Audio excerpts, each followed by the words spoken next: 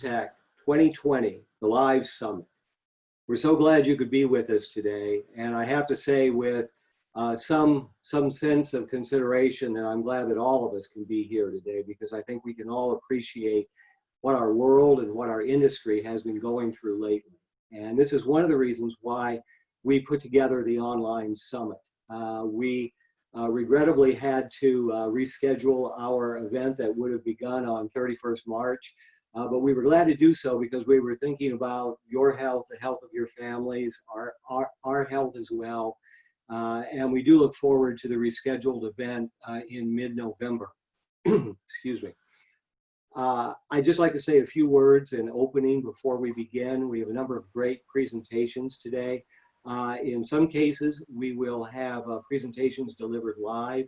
In majority of cases, the presentations themselves are pre-recorded. However, the presenters are in many cases going to be available for live Q&A when we get into that portion of the program. So please bear with us as we switch back and forth to this. Also, all of you who are already online know that we're using the Zoom platform. And if for any reason you're not extremely familiar with Zoom, you might want to take a few seconds to go through some of their very helpful use guides. We can take questions either live if you'd like to speak. There's a method to do so.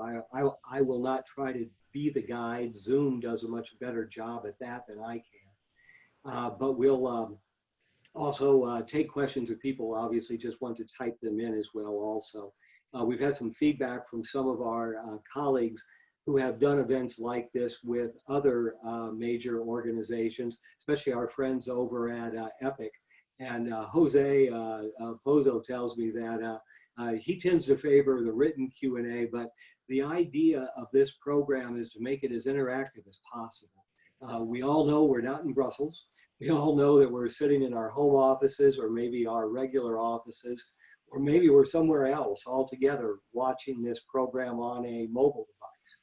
But in any case, we want to make it as interactive as possible. Also, just a reminder that if we don't get to your question today, please send it to us and we will do our best to relay these questions to our presenters, and they will work with us in getting replies back. Some companies may go through Angel Business Communications. Others may, if they have your email address and contact information, they'll be getting back with you directly. But without a whole lot of further ado, I'll just introduce our first presentation. We are able to speak with Bill Colleran, who is the CEO of Lumotive. After the presentation, Bill came on a moment ago just to introduce himself and say hi to me. So he'll be speaking momentarily. We are starting off with one of our major themes within sensors and the important role that these devices are playing now more than ever. While we're not beginning with medical applications of sensor technology, we're beginning with LiDAR. We're all very conscious now, I think perhaps more than ever, the critical role that sensors, many of the sensors that are being made or in the process of being made by persons who are on today's summit, how these sensors are playing a role in making sure that we're safe and that we're healthy, and that these devices are going to be in next generation diagnostic tools as well as vital applications like LiDAR. Bill's going to share with us momentarily a little bit about the quest to create viable automotive LiDAR that meets a lot of critical standards. One of them is cost. And along with cost, we have SWaP, size, weight, and power. Some of the factors that I worked with all the time when I was working on the military side of compound semi and semiconductor devices. Bill's company also has some exciting news to share, and I expect that he will discuss this more in the Q&A. But one of the reasons why he has a recorded presentation today is that his company is going to be unveiling an industry first, new LiDAR products that are leveraging their liquid crystal metal surfaces and CMOS manufacturing techniques. The idea is to combine their unique proprietary technology along with industry standard techniques and processes to really bring down the cost of LiDAR solutions while also delivering the size, the weight, and the performance, the resolution that's needed for automotive applications. So with no further ado, our production engineering team will be starting the first presentation momentarily from our friends at Lumotive. Thank you. Hi, I'm Bill Colleran. I'm the CEO and co-founder of Lumotive. We are a LiDAR company that have been around for about 2.5 years. Today, I'm going to discuss some design insights and system-level trade-offs that are required in making a high-performance LiDAR for automotive applications. So, to give some context, I'll talk just for a second about Lumotive and what we do. As I mentioned, we are a LiDAR company. We are using some patented technology to do beam steering. It's a solid-state technology we call liquid crystal metasurfaces.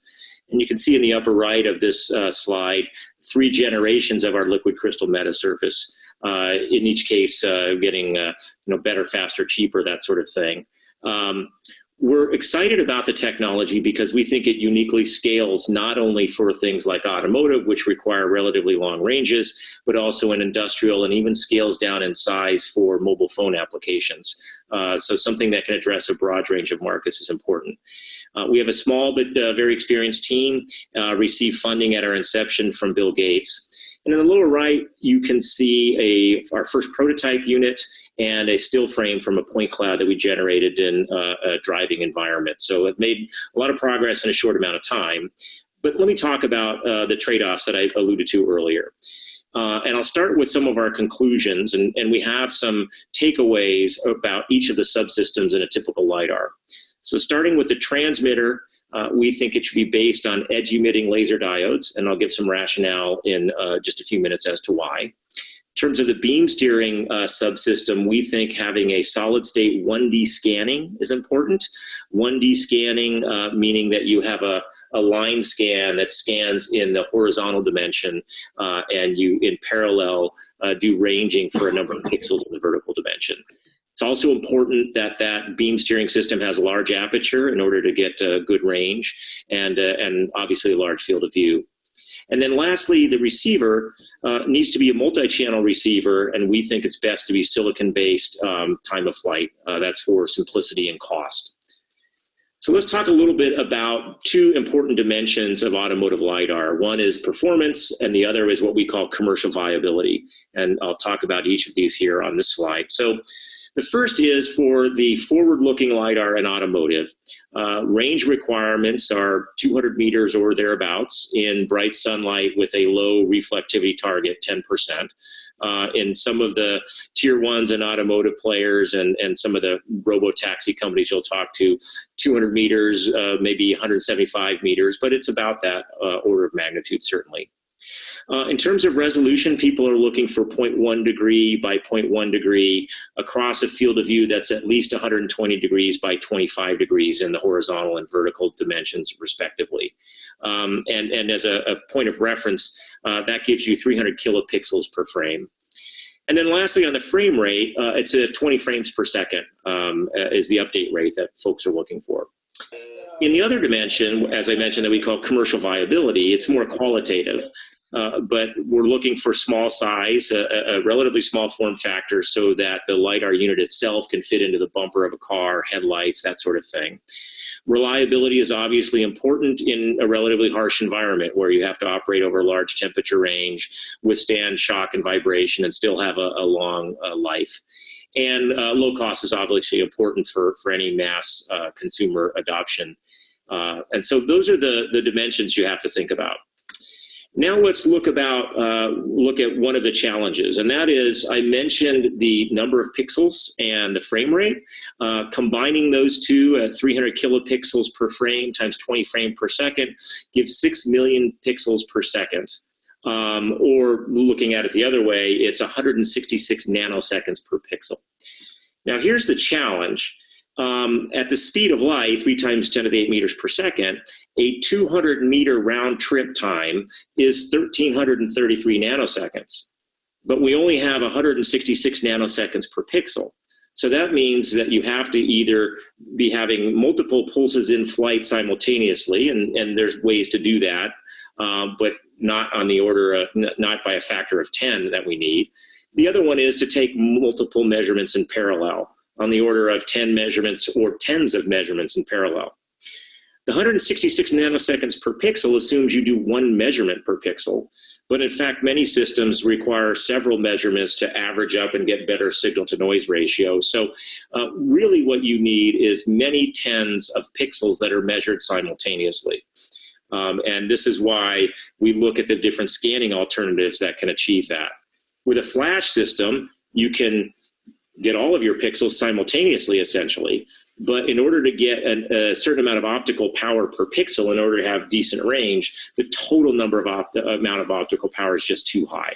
So flash systems are fast, but they tend to be very short range, less than 50 meters, and sometimes dramatically less than 50 meters. The other end of the spectrum is a 2D raster scan. And the challenge here, as I mentioned, is at 166 nanoseconds per pixel, you just don't have enough time for all the pixels in the frame. We indicate here in the bottom row, the frame rate is 2 frames per second. In a practical system, it will probably be, in fact, significantly less than that. So the trade-off, and we think the best approach, is to have a 1D vertical stripe that is imaged simultaneously, and then sweep that stripe in the horizontal dimension to cover the entire field of view and get your full frame. And that can give you the high frame rate that's necessary, but also allow you to have enough optical power per pixel in order to get reasonable range. So let's talk about some of the other system-level trade-offs that are necessary. If you're going to have a number of different channels that are imaged simultaneously with this vertical stripe, if you will, you'll need tens of them likely. And so you need something, a detector, a receive channel that is very simple and highly parallelizable. And so we think that means that you need a silicon-based system. What we've looked at is a single photon avalanche diode as a detector, a SPAD, which is very common these days. So a pulse time of flight, with a high sensitivity SPAD that can be implemented in CMOS. And that's so the ROIC can be integrated in, the readout electronics, if you will, and it can be low cost and low power. Some FMCW systems are out there. They can give very high performance, but their receive channel is relatively complicated. So doing this vertical stripe in order to get the high frame rate will be impossible. So we think a SPAD array or a SIPM, some sort of CMOS detector like that is a must. On the transmit side, it's a trade-off between two approaches, VCSELs, vertical cavity surface emitting lasers, or edge emitting lasers. And in order to get long range, the system has to have a high brightness laser source. Brightness is the power per unit area per solid angle, how much it diverges. And by having a high brightness source, it means you can deliver a collimated beam at distance and still get a high amount of optical power per pixel even at distance. Some folks look at this and say, well, we can use lenses to get the small pixel size that we need. But because of conservation of étendue, you can't increase the brightness of the system. You have to start out with a high brightness source. VCSELs are gaining popularity. They can be made low cost, but they are low brightness. At least today. Obviously, people are working on improving that. So they're typically best for flash LiDAR, which are short range applications. For high range, which means high brightness source applications, edge emitting lasers are the clear winner. They typically have at least an order of magnitude approaching 2 orders of magnitude better brightness. And so again, they're a must-have. They're a very mature technology. The downside is that they tend to be more expensive because they have to be processed one laser at a time. As VCSELs improve in brightness, obviously those trade-offs will change. But as of now, we think that edge emitting is a clear winner. So in order to make a high performance system for automotive, you need large aperture and large field of view. Large aperture allows you to gather a lot of light and get the range that's necessary. This is why we use a Hubble Space Telescope as kind of a metaphor for high performance. But for commercial viability, for reliability, size, cost, it has to be all semiconductor. We really have to move away from mechanical kind of steering systems. So here we show a trade-off between those mechanical systems and the solid-state systems across the two dimensions that we mentioned. So the table at the bottom, the top half are the performance dimensions, whether you have large aperture and large field of view and so on, and the bottom row is commercial viability. So some of the more mature legacy systems that are out there that are based on rotating what they call spinners, they can have very high performance metrics, but don't score well on commercial viability. They tend to be large, expensive, not terribly reliable. That applies to galvo mirrors as well. NEMs are a bit of a hybrid. They really are a mechanical system. Sometimes people refer to them as solid state because the movement is quite small, but they are mechanical systems. They tend to not have a large aperture and large field of view. They can be robust, they can be small, but it's really the performance dimension there. In solid state, there are really two approaches that people look at. Phased array, which can be small and highly integrated and reliable, but haven't been able to demonstrate the necessary performance. And then obviously what we're doing at Lumotive, which is liquid crystal metasurfaces, and we think that's a great solution that can be not only commercially viable in terms of small and CMOS based and so on, but also deliver on the key metrics for performance in terms of aperture, field of view, and efficiency. So in summary, there are three key subsystems. The transmit requires high power and low divergence, which means you need a high brightness laser, which means edge emitters, at least for now. Beam steering requires long range, high field of view, and so on. We think liquid crystal metasurfaces are the approach there. And receive needs high resolution, high frame rate, but you need multi-channels on a single chip to be low cost. And so we think that steers towards a CMOS compatible approach. Multi-channel SPAD receiver is likely the right answer. So with that, I will finish my quick overview, and I would be happy to answer any questions. So thanks very much. Hi, Bill. Thank you so much. That was a great introduction and overview of the system and the challenges that we face in pulling it together. Bill, I know that your company has an important announcement coming up this morning. Just wanted to give you a moment in case you wanted to share any more about that before we either take some questions or move on to the next presentation. Sure. Thanks, Mark. I don't want to belabor it too much. We have an announcement going out today about our product roadmap. We mentioned the fact that we have introduced our first prototype, which is called the X10 at the CES trade show back in January. And we have follow-on products, our X20, which we'll be introducing and sampling in the fourth quarter of this year. And then another yet more highly integrated version, the X30, which is coming out next year. So if you do a quick search for Lumotive, you'll be able to find the press release with all the details, but really talking about our roadmap and the continuous improvement in performance, in size and power and so on that we're able to attain with our products. And so pretty excited about that. Wonderful. Also, there's a question that we have from the audience, Bill. Is a very high brightness of the laser a human iris? So eye safety, the question is about eye safety, is that, yeah. Yes. Eye safety is an issue at 905 nanometers. It's very much less of an issue at 1550 nanometer, which is the other popular wavelength that LiDAR systems operate at. So designing the system has to take that into account.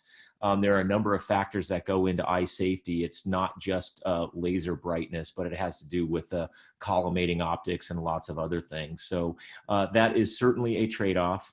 It's a bit ironic The reason that 1550 is less sensitive from an eye safety perspective is because the human eye has a significant amount of water in your eyeball that absorbs the light at 1550 before it strikes your retina, which is why your eye is less sensitive to it. But it also means that 1550 nanometer based systems tend to operate less well in humid environments, if it's raining and whatnot, because there's a significant amount of absorption. So it's a complicated trade-off.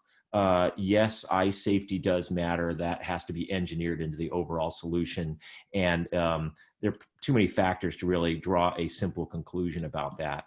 We have opted for a 905 nanometer system because that means that the detectors can be made out of silicon.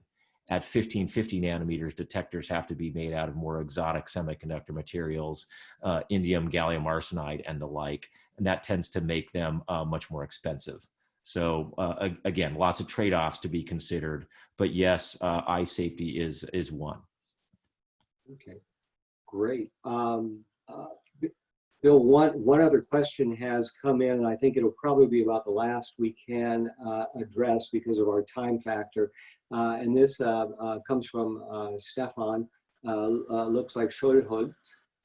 Stefan asks, how do you eliminate crosstalk to other vehicles with the time of flight approach? Yeah, that's a good question. Obviously, in an environment where there aren't very many LiDARs out there, each one can be standalone. But if you fast forward into the future where LiDAR are broadly deployed, they could tend to interfere with one another. FMCW, FM continuous wave systems tend to be not very sensitive to that sort of thing, whereas time of flight systems do. There are some techniques that can be used in time of flight systems where you essentially do pulse coding. You randomize a pattern and sense that at your detector so that you can become less sensitive to interference from other sources of energy at the wavelength of operation, in our case, 905 nanometers. So these are, it's probably fair to say, less robust in a time of flight system than in an FMCW system. Yet again, that's one of the other trade-offs because the time of flight systems can be much simpler. So the short answer is there are coding techniques to help get around this problem. And the open question is how effective they are and in what environments with what number of interferers and so on. But it's basically a coding problem to try to get around the interference issue. Wonderful. Thank you, Bill. Thank you, Bill, and thank you for joining us today. I think we could continue this discussion quite a bit longer, but we do want to move on to our next panelist. Our best wishes for a very successful launch today as you announce your product. And I hope that it'll indeed have extremely solid market acceptance. Thank you. Yeah, thanks very much, Mark. Appreciate it. You're very welcome. Thank you. Next up, we have a presentation from the Sensol division. Baman Haji, who is the Director of Business Development at Sensol, is going to tell us a little bit about the way that their sensors for next generation LiDAR systems work with high resolution 4D imaging. And this is a kind of a critical aspect that I think that we'll hear from time to time address, that whole issue of depth sensing and resolution, and there's common issues that we face. So next up we'll be hearing from Sensol talking about their solution and their approach, and there's a pre-recorded presentation, and then we hope to have a few minutes for questions at the end of that. So we're ready for the next presentation. Thanks, Mark. Hello, I'm Baman Haji from On Semiconductor, and I'd like to talk to you today about sensors for next-generation LiDAR systems with high-resolution 4D imaging.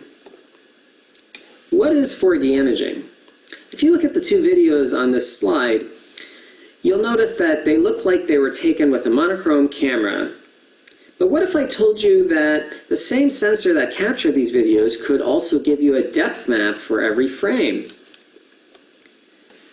Depth is useful because it removes ambiguity and helps to give meaning to objects within the scene.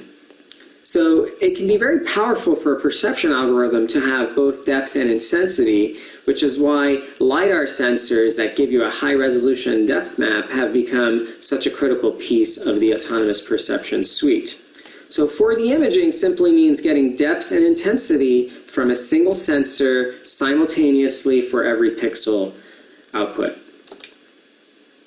So I'm going to spend the next 10 minutes talking to you about depth sensing methods, and specifically time-of-flight LiDAR, and a SPAD array product that we have which gives you high-resolution 4DI output.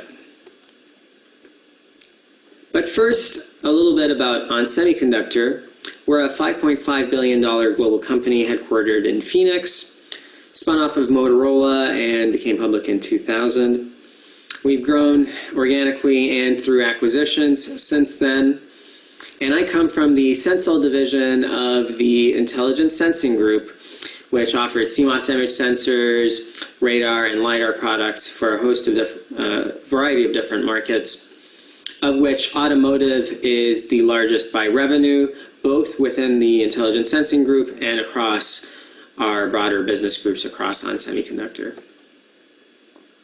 So let's get right into the depth sensing methods.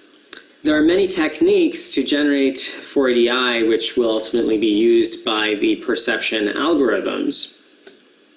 You can have passive systems like stereo vision, which use two cameras with a CMOS image sensor to calculate the offset and measure the distance of the target when you look at the two different images.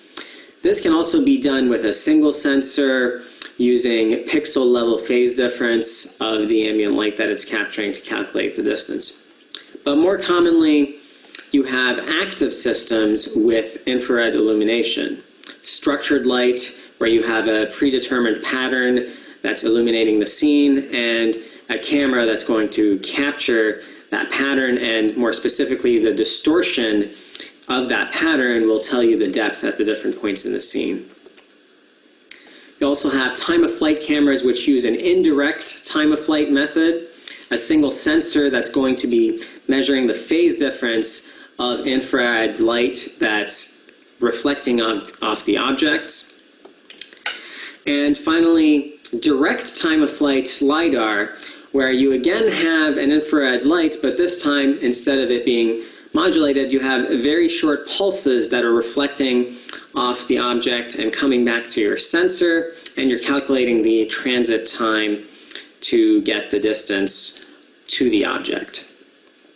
So ultimately, direct time-of-flight LiDAR using a SPAD sensor gives you the highest performance market solution for high-resolution 4D imaging, which means that you're going to be able to detect small objects at the longest range in all kinds of lighting conditions, including outdoor environments. The concept of direct time-of-flight is simple, as I mentioned. You're simply timing how long it takes for your detector to find a photon of the same wavelength that you sent out using your laser. But if we use multiple laser pulses and we get timestamps of the photon arrival to calculate the depth from a histogram that we build up, we can actually get better signal-to-noise ratio and get longer range. In addition to that, we can do photon counting to get intensity information. But note that if you can't sense single photons, then you need a higher threshold for your detector of the return signal to measure the object's distance. And that's what you'll see here when I compare the different types of detectors that you can use in LiDAR. The legacy detectors that were used were pin photodiodes and avalanche photodiodes, which are linear mode detectors. They integrate the returned signal into the output, which will then be used to sense whether you have a certain amount of signal that came back and whether an object was there. But the more prevalent detectors that are displacing these legacy detectors are single photon avalanche diode based, and that's what SPAD stands for. these detectors can sense a single photon, as the name suggests, because they are biased at above the breakdown voltage of the avalanche photodiode. And a single photon results in a very high amount of gain and a large amount of current, so that you are able to measure that signal. You pair the SPAD with a quenching resistor, which will absorb that current and result in a voltage drop, so that the SPAD is ready to detect the next photon. That dictates what the recovery time of the SPAD is and when it could be ready to detect the next return. So you can, of course, put a bunch of these SPADs together on the same sensor in a SPAD array, and you can also do the same thing with hundreds or thousands of SPADs, but combine their outputs together, and that's what's called a silicon photomultiplier. The difference between a SPAD array and a silicon photomultiplier is that with a SPAD array, you can have addressable outputs for every SPAD on your sensor, whereas with an SIPM, which can detect both single photons and multiple photons, you're going to have a larger area for every pixel, for every sensing element in your LiDAR system. But ultimately, a higher performance detector means better depth sensing performance, so you'd like to see LiDAR systems that are based on SPADs for the highest performance. So we talked about the concept of a single point time-of-flight LiDAR. Now we need to know how we can capture the depth and intensity for an entire scene. Having a single detector or line of detectors rotate across the scene mechanically or using a galvo mirror, this is what a lot of legacy types of LiDAR systems that are still popular today use. But what's really going to be in the next generation of LiDAR systems are going away from these rotating mechanical systems to some sort of beam steering that might be micro mirror based, so using MEMS, liquid crystal, or optical phase arrays. And you can have the scanning here, the beam steering, on either the transmit or both the transmit and the receive side. This is very efficient for long range. You have a solid state solution here, so you don't have big mechanical moving parts, but your angle of view for the LiDAR sensor is going to be tied to how many pixels you have, which is why the SPAD arrays are important. So in a lot of these beam steering systems, you have silicon photomultiplier arrays, but when you go to a SPAD array, you're now able to pack more density of pixels in your system. So with these flash-based systems, you have a SPAD array and you have a vertical cavity surface emitting laser or VCSEL array that are both able to detect and illuminate the scene in a high number of points, so they give you tremendous angular resolution. You also have no beam steering in the traditional sense, so it's truly solid state. And you can also do either flashing the entire scene and reading out the entire scene simultaneously with your SPAD array, or you can do what can be called electronic scanning, where you selectively illuminate the scene by selecting a certain portion by addressing your array, both the VCSEL array and the SPAD array for readout. So the reason SPAD arrays matter, again, is that they give you that tremendous angular resolution with those high density pixels for a higher resolution depth map and a smaller form factor. They also give you the option to have active circuitry, so you don't just have a quenching resistor, but you have active circuitry so you can pull down that SPAD faster for the fastest recovery time down to single-digit nanoseconds. And of course, you get 4D imaging output for your intensity and depth calculation, and mixed signal integration, so you have a single chip that will give you the detector and the readout processing to give you the intensity and the point cloud. And as we talked about, you have flexibility in the system design. So Pandion, that I mentioned, is a high-resolution SPAD array. It's 40 kilopixels or 400 by 100 with integrated CMOS logic. It's approximately 1/1.1 inch optical format, so a 16 millimeter diagonal. And the CMOS functionality gives you an output stream of a single column at a time. So 100 channels that tell you whether the SPAD for the column that you selected fired or not. And in this case, the signal processing, the point cloud generation, is done off-chip in this first product in the Pandion family. So you can configure Pandion in a short-range configuration where you're flashing the scene, and you can also configure it in a long-range configuration where you have a 1D beam steering or electronic scanning solution to achieve longer range, since the Pandion is reading out one column at a time.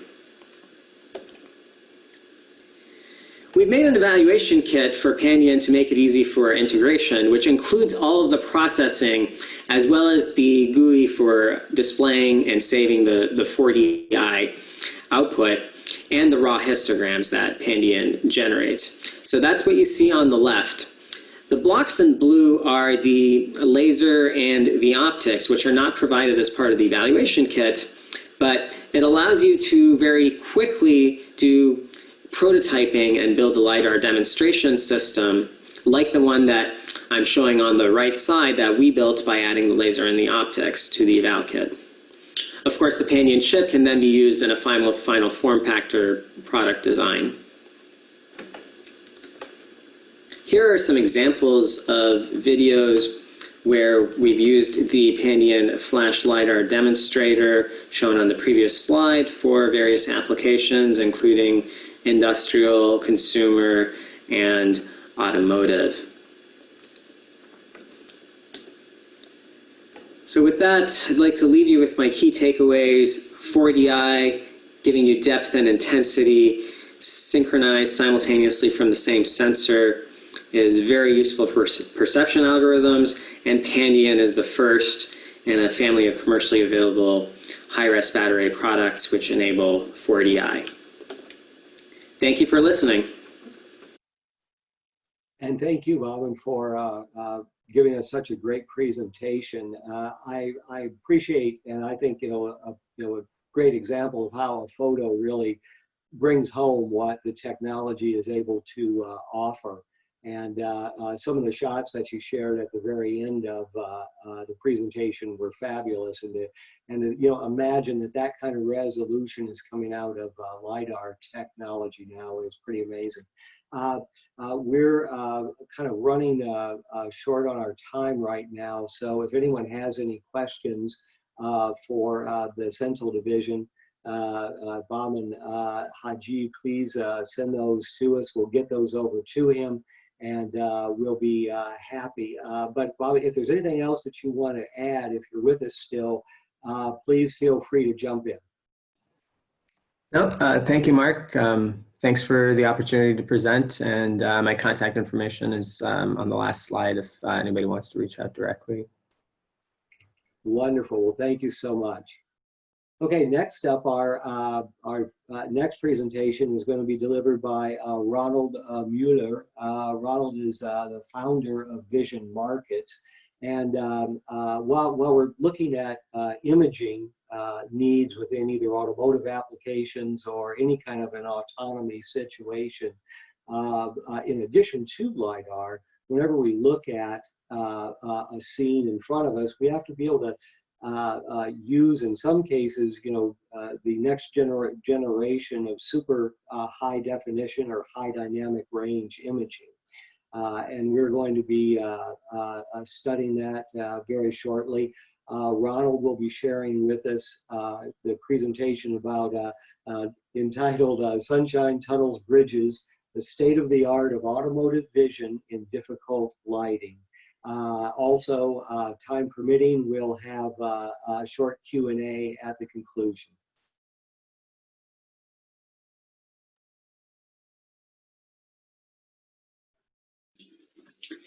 Hello everyone, and welcome to the presentation High Dynamic Range Imaging and New Pixel Technologies from Automotive Vision.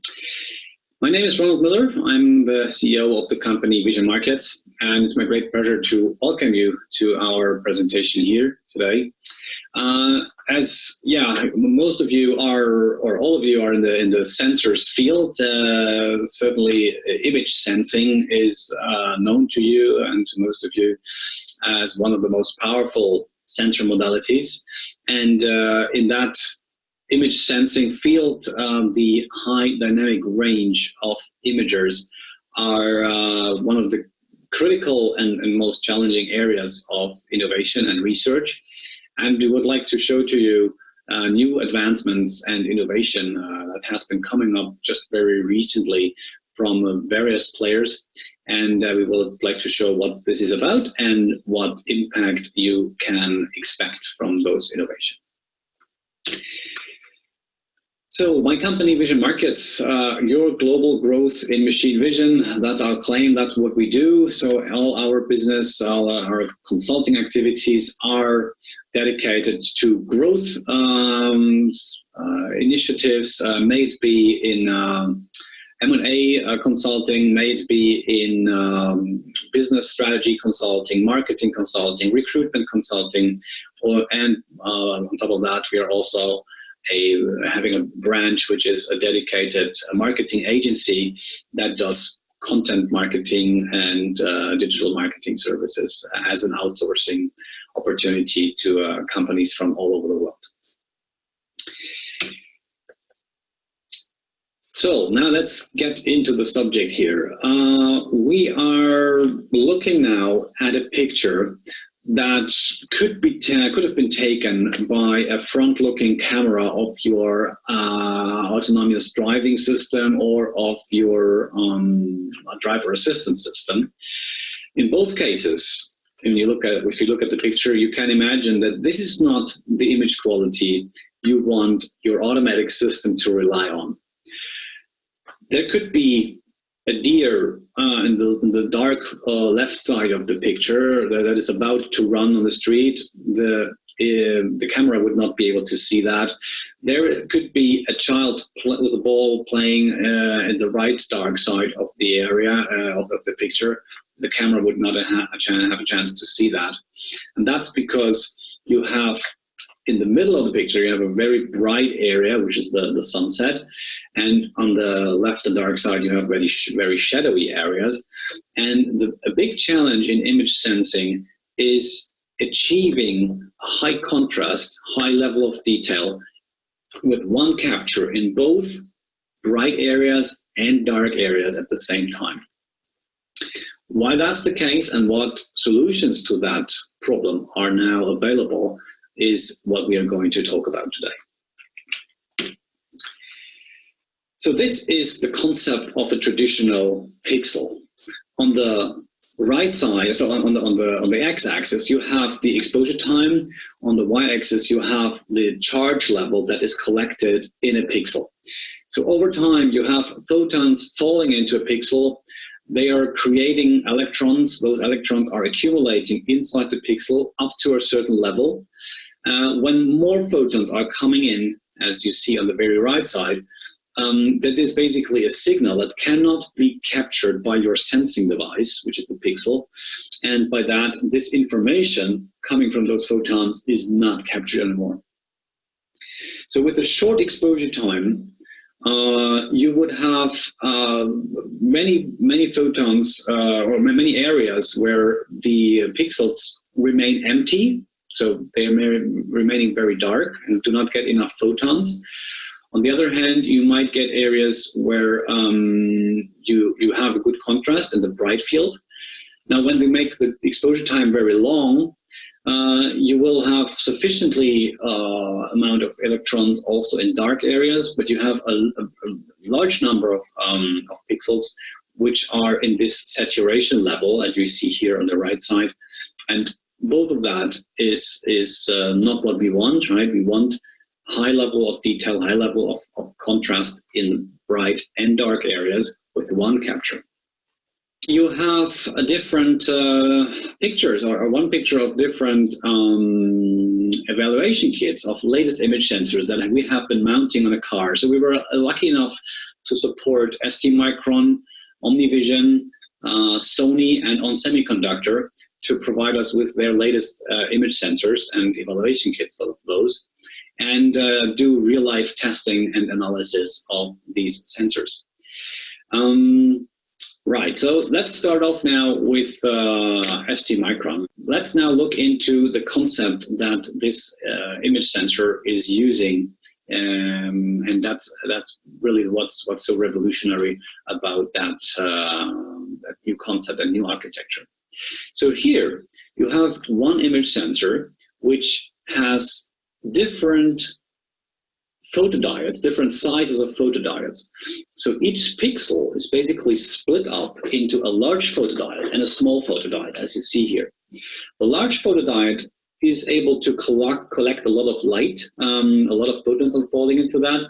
So this large photodiode is beautiful to be sensitive for dark areas, and collect, so to say, to take care of the dark areas of a pixel. At the same time, you have the small photodiodes, which obviously cannot capture that many photons because just of the size and of the sensitive area that they have.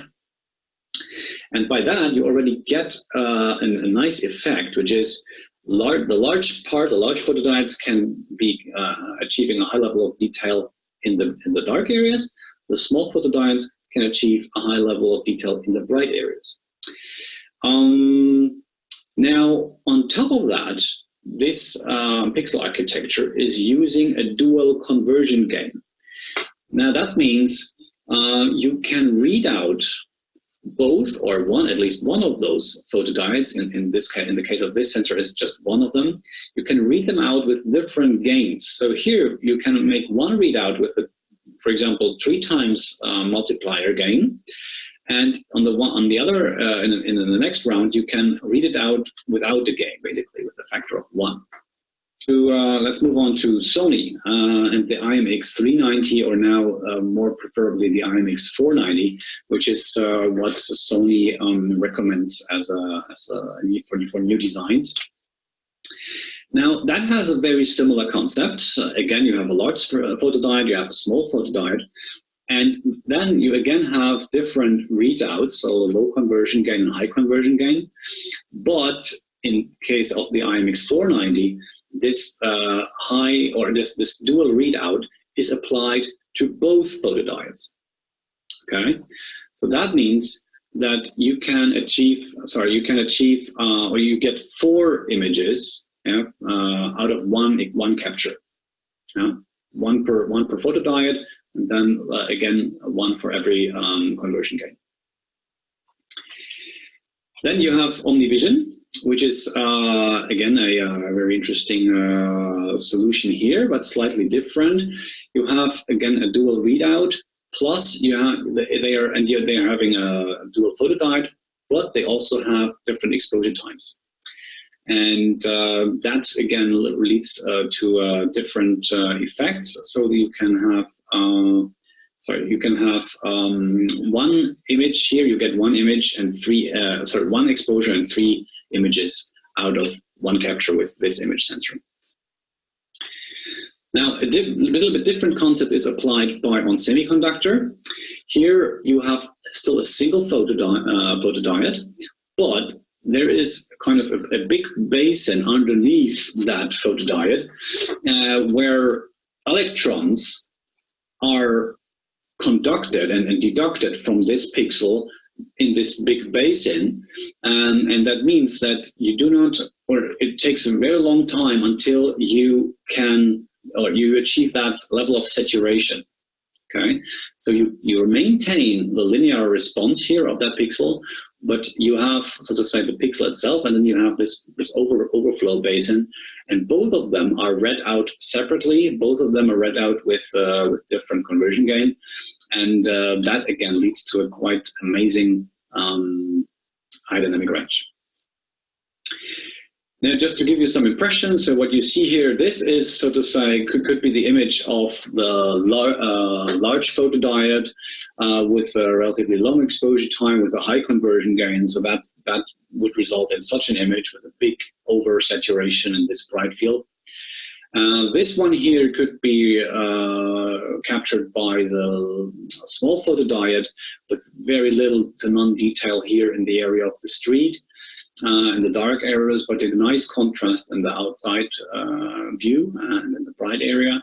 And with a good ISP, with the appropriate ISP, you can merge those together and get such a beautiful picture where you have full contrast in both the dark and the bright areas. Now that's the overview, which basically summarizes what I've said right before, so which summarizes the difference between those different sensors. Feel free to look into that then for your reference. Now, to summarize here, there is no real HDR achievable these days with a single conventional linear pixel. With the new technologies, with the split pixel, the new dual conversion gains, dual readout, and the combination of image sensors together with proper image sensor processors, image signal processors, sorry, ISPs. This achieves really new levels of HDR, and that's what you see here. Here you see very poor HDR, and here you see that beautiful picture as it is now possible to capture with those types of image sensors. Yeah, so thank you very much for your attention here. As you can imagine, there is a lot of more to talk about on that subject. If you have any questions, feel free to ask. And yeah, so if you should have any questions on that, or would you like to be interested in other market studies, as I said, commercially answering commercially questions or answering technical questions, then yeah, please reach out to us, and we're more than happy to share our knowledge and contribute our experience in that field. Thank you very much, and looking forward to your questions. Well, thank you, Ronald. I certainly appreciate your presentation. Some very interesting looks at different approaches using different technologies. Do you think that there's anyone that's emerging? You know, we looked at, I believe it was three different implementations of different technologies, some producing some rather different images from a qualitative standpoint, at least from what I could perceive. Do you think anyone's definitely winning at this particular point, or is it too early to tell? Yeah, well, it's certainly early to tell. I mean, it's all about finding the right settings, controlling that sensors appropriately. And there's a lot of ways to optimize and to, yeah, for example, just how you control the sensor, how fast it reacts to changes, right? I mean, it's not like you operate the sensor all in the same mode, but the sensor needs to constantly change its exposure time, its gain multiply, and the way those different responses from different photodiodes and gain responses are mixed together, so to say, and calculated together. And that's all happening in the ISP, where there's needs to be a lot of intelligence, and there's still room for optimization for sure. And we are seeing here the first generations of those types of sensors, and I bet there will be, and there are there are announced already several further sensors in the near future, and we will see how that is going to be optimized in the long run. Wonderful, wonderful. Well, thank you, Ronald, again for the excellent presentation. I certainly appreciate it. If there are any further questions for Ronald, for his company, please send them to us. Also, this is a good opportunity for us to remind everyone that all the sponsors of today's programs have digital booths through the Live Summit website. And if you haven't had a chance to browse those yet, that's an excellent way to have some of your questions answered, especially if we don't get to them live today. Visit one of those sponsor booths, look at the material that they provided. Some have downloads, some have the ability, you can always request additional information, etc., or certainly go to questions as well.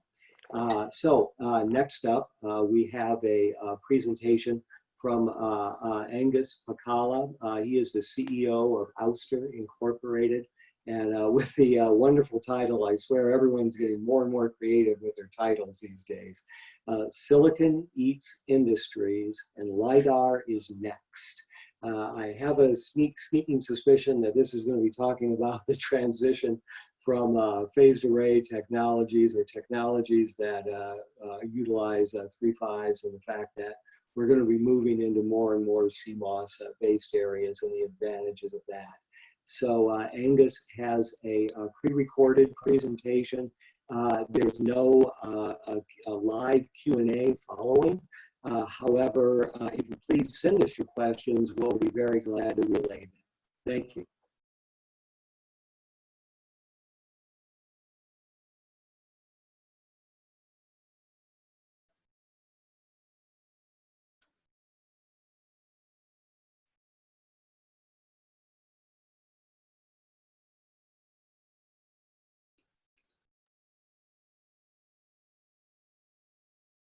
Hello, this is Tom Gray here. I'm the head of product marketing at Ouster, recording from my beautiful kitchen here in sunny California.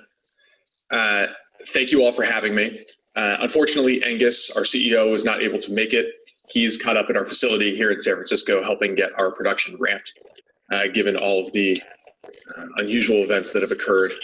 We've had, well, good to be getting things back online. So I'm going to talk to you today about how silicon eats industries and why we believe LiDAR is next. The LiDAR industry has gotten quite a bit of press over the last few years. And so I'm just going to quickly go over the current state of the industry and then talk about how we're bringing the industry into the next generation of technology and the next rate of improvement that we expect. So what we've seen so far are 3 generations of analog technology. LiDAR really has evolved from, in the 1990s, there were 2D sensors that are widely used in industrial production facilities. The big invention that really burst LiDAR into the public consciousness was in the mid-2000s, using LiDAR sensors for the DARPA self-driving challenge. And those were the first 3D LiDAR sensors, the first sensors that were able to go beyond a single plane. And then the most recent evolution has been a look at ways to reduce the cost and improve the reliability of those 3D analog LiDAR sensors. Now, the 3 generations of technology I just showed have one thing in common, which is they use all the same lasers and detectors. They use edge-emitting lasers and avalanche photodiode detectors, APDs. Now, you can use the lasers and detectors in a number of different ways, as I showed. There are solid state or rotating implementations of those, but they all face some of the same underlying challenges, the underlying limitations. Namely, the first one is that reliability and resolution are inversely related with analog LiDAR sensors. Because all the components are analog and discrete, adding resolution means adding lasers, which means adding components, which means adding complexity and more points of failure. So you can see here with the patent diagram of the HDL64, having 64 lasers means having 64 circuit boards that have those lasers on them and 64 detectors, one corresponding to each laser. That's a lot of components, and that's a lot of points of failure and a lot of things to align. So in addition to reliability being hurt, cost is also an issue when you start adding this many components into a LiDAR sensor. Because you have to add physical components, you add cost. Finally, weight and power draw are obvious extensions of that same principle. By adding more components, you increase the power draw, you increase the weight. Now, the challenge that this technology has is that APDs are a very mature technology, approaching 100% quantum efficiency. I believe it's 80 or 90% quantum efficient. There's really not a lot more juice you can squeeze out of this technology, and that's why these sensors really haven't changed in performance over the last 5 to 10 years. So, enter the changes that have occurred for the automotive market, which are thinking up creative approaches to simplify analog LiDAR systems to improve the reliability and cost. MEMS, spinning mirrors, having a continuous wave and moving it with a mirror. These are approaches that can solve for some of the cost and reliability problems that we've seen with complex spinning analog LiDAR. But these approaches still are using the same analog technology, and thus they have the same performance ceiling. In order to increase resolution, these devices need to increase complexity and cost dramatically. And that's something that we don't see them doing. In many ways, in terms of resolution, these sensors are not pushing the boundaries. Taking some of these approaches is sort of akin to taking one of the early camera phones and assuming that consumers would only need that megapixel camera forever, and then looking to reduce the cost and improve the reliability of that camera. We don't think this is a great approach. So this is why we believe that silicon is going to eat the LiDAR industry. Generally speaking, throughout many electronics industries, silicon has burst the industry wide open and put the industry on an improvement curve, usually called Moore's Law.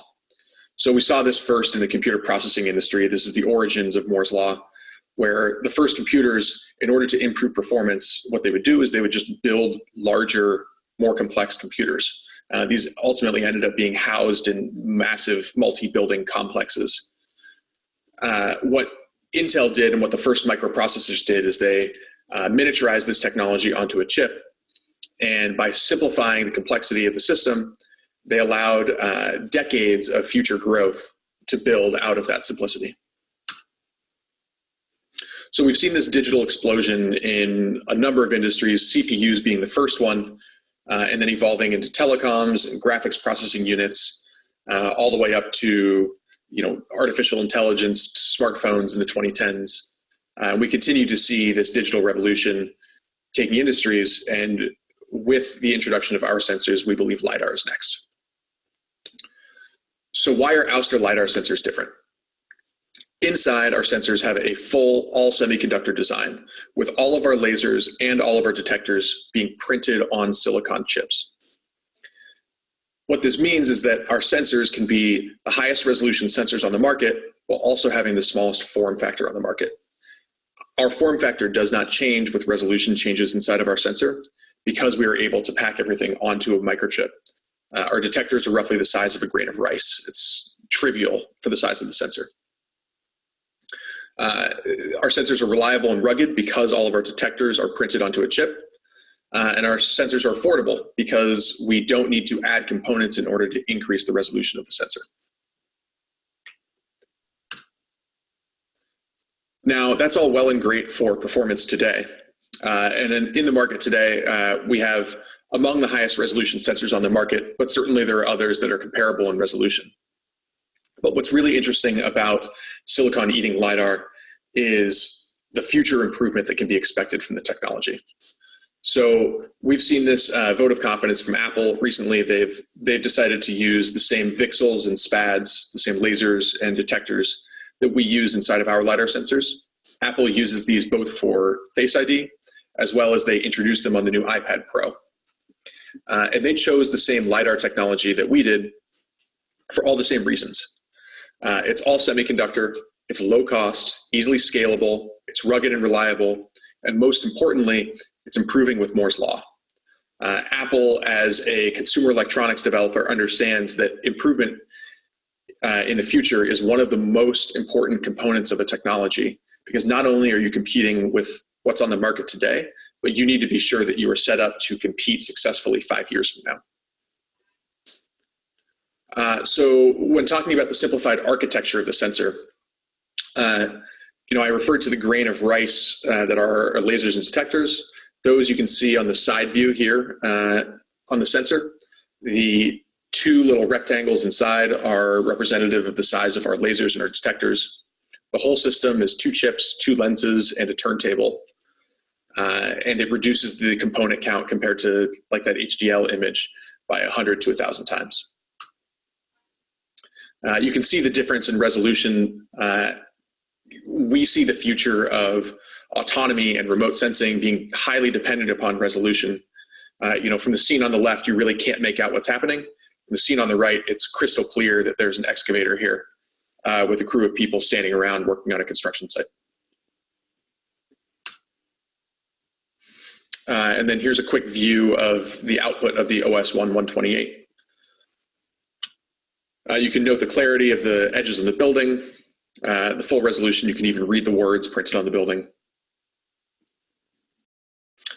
And finally, what the digital technology allows us to do is also produce camera-like images out of the sensor.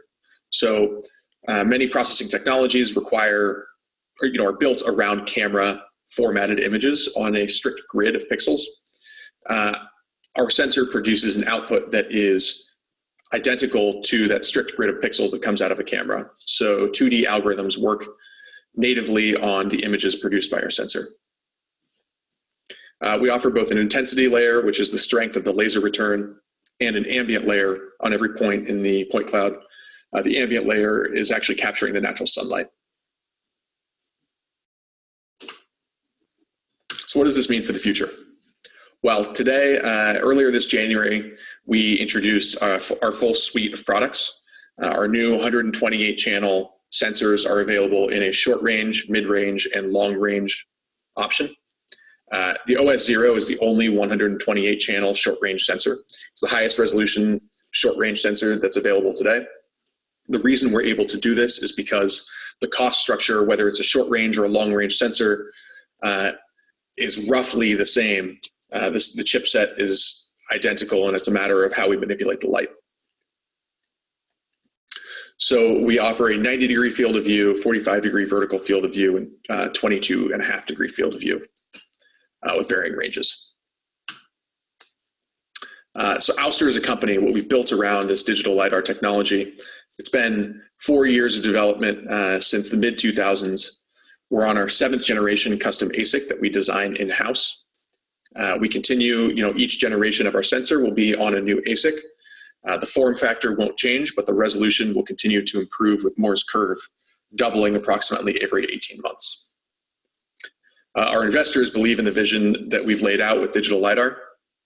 They see the potential and they see the need in the market for higher performance LiDAR in the future. So they've invested $90 million. In the first 12 months, we shipped 2,000 units, and we plan to grow that in the future. Our customer base also, it's important to note, is not just in the automotive sector. It's autonomy everywhere. So whether it's from robotics, drone mapping, we see smart city installations for identifying pedestrian movements. But the industry, the applications for any 3D imaging are extremely broad and diverse. So thank you very much. I apologize. I know I rushed through these a little bit, but I hope you understand the promise that's given to us by digital LiDAR, and we're going to make good on that promise over the coming years. So expect to see big things out of us here at Ouster. Thank you very much.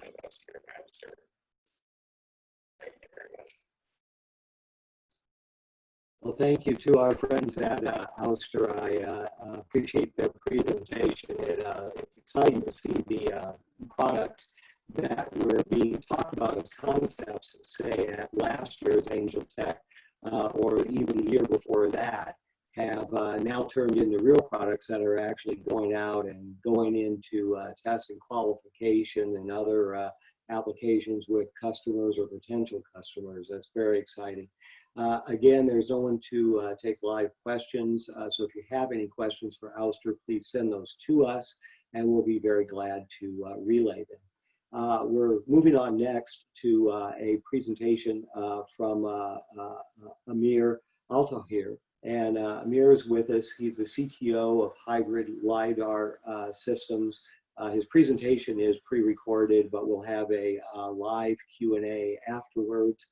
We're going to be looking at 4D true solid-state LiDAR. And again, the drive here is to make LiDAR systems that are commercially viable, much more cost-effective to produce and, of course, to operate, that reduce the power consumption, and that also deliver the high-quality resolution that's needed to be successful in a variety of applications, whether it's a hybrid digital imaging system or something that's used for navigation in an autonomous vehicle. So please look forward to hearing from our friends at Hybrid LiDAR Systems.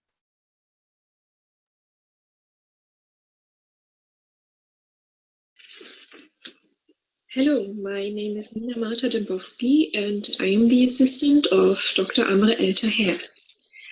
Today, I will tell you something about our invention and product, the LISA LiDAR for smart sensoring and automotive. Dr. Amre El-Taher and myself are going to answer your upcoming questions, and today we are talking about the LISA 4D True Solid State LiDAR. At first, I would like to give you a short overview of the current challenges LiDAR systems are facing. Afterwards, I would like to show you how we are able to solve the given challenges. In the end, I present you the next generation of LiDAR for automotive market. So what are the current challenges LiDAR systems are facing? One of them is the resolution. The human eye is able to see and recognize physical properties like colors of the traffic light and texture, in addition to shape. A challenge of LiDAR systems is the ability to differ, for example, between a leaf and a stone on the street. LiDAR systems should not only be able to detect objects, but also classify them. These factors are vital in how the sensor interprets and tries, if it's necessary, to avoid an obstacle. In addition, an object should be detected by a 200-meter range. Because the greater the distance at which small objects are detected, the faster can be driven. Current LiDAR solutions have some problems with resolution. On this chart, the parameters of Velodyne are sketched. Velodyne offers a high standard industrial product. Let's see how this resolution will classify a car of a 0.9 meter height. With the given parameters, a vertical field of view of 26.8 degrees and a vertical resolution of 0.42 degrees, only 2 points of an object with a height of 0.9 meters are detected. This is not enough to allow a classification of the object. It is able to say there's an object in front, but it is not possible to say what kind of object there is. Using more of these channels would lead to increasing costs and even bigger corpses. In addition, many LiDAR systems are using mechanical approaches to be able to display the entire environment, which means 360 degrees.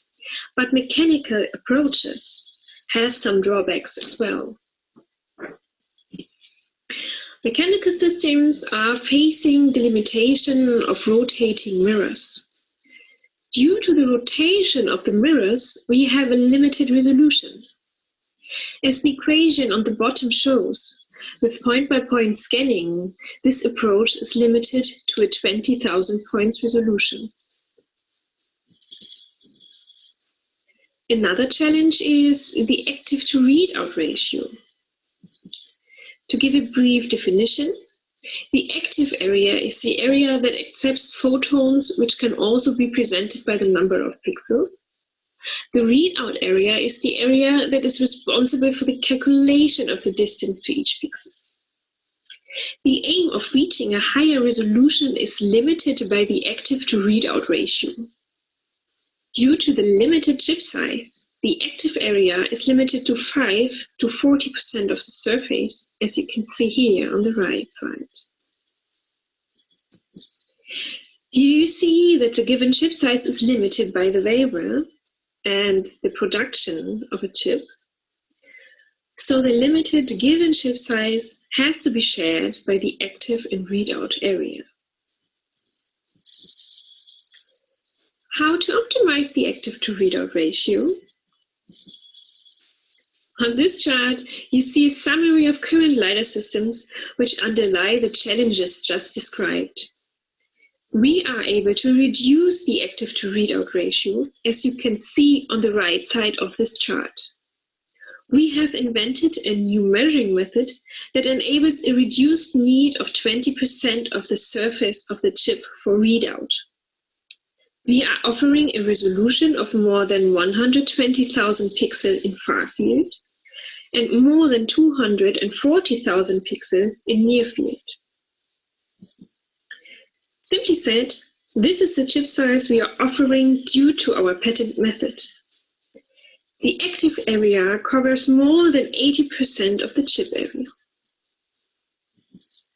To give you a brief overview of how we are achieving this, we are using global counter lines. The trigger is coming in and the timestamp is recorded, so the global counters can be seen as reference signals for the whole imager. That's why we are calling it TAC, time to analog converter. Our new measuring method, the multiplexing approach, or short MUX, as you can see here on the left, is giving us the opportunity to reach higher resolution and accuracy due to less mathematical operations. To sum up, the patent multiplexing approach, together with the reference signal, is used to increase the resolution drastically. High resolution allows us to detect small height objects on large distances. This allows us to drive faster. Thanks to the TAC approach, large silicon active area can be achieved. Just small readout area is required, and high accuracy, less than 1 centimeter, can be achieved.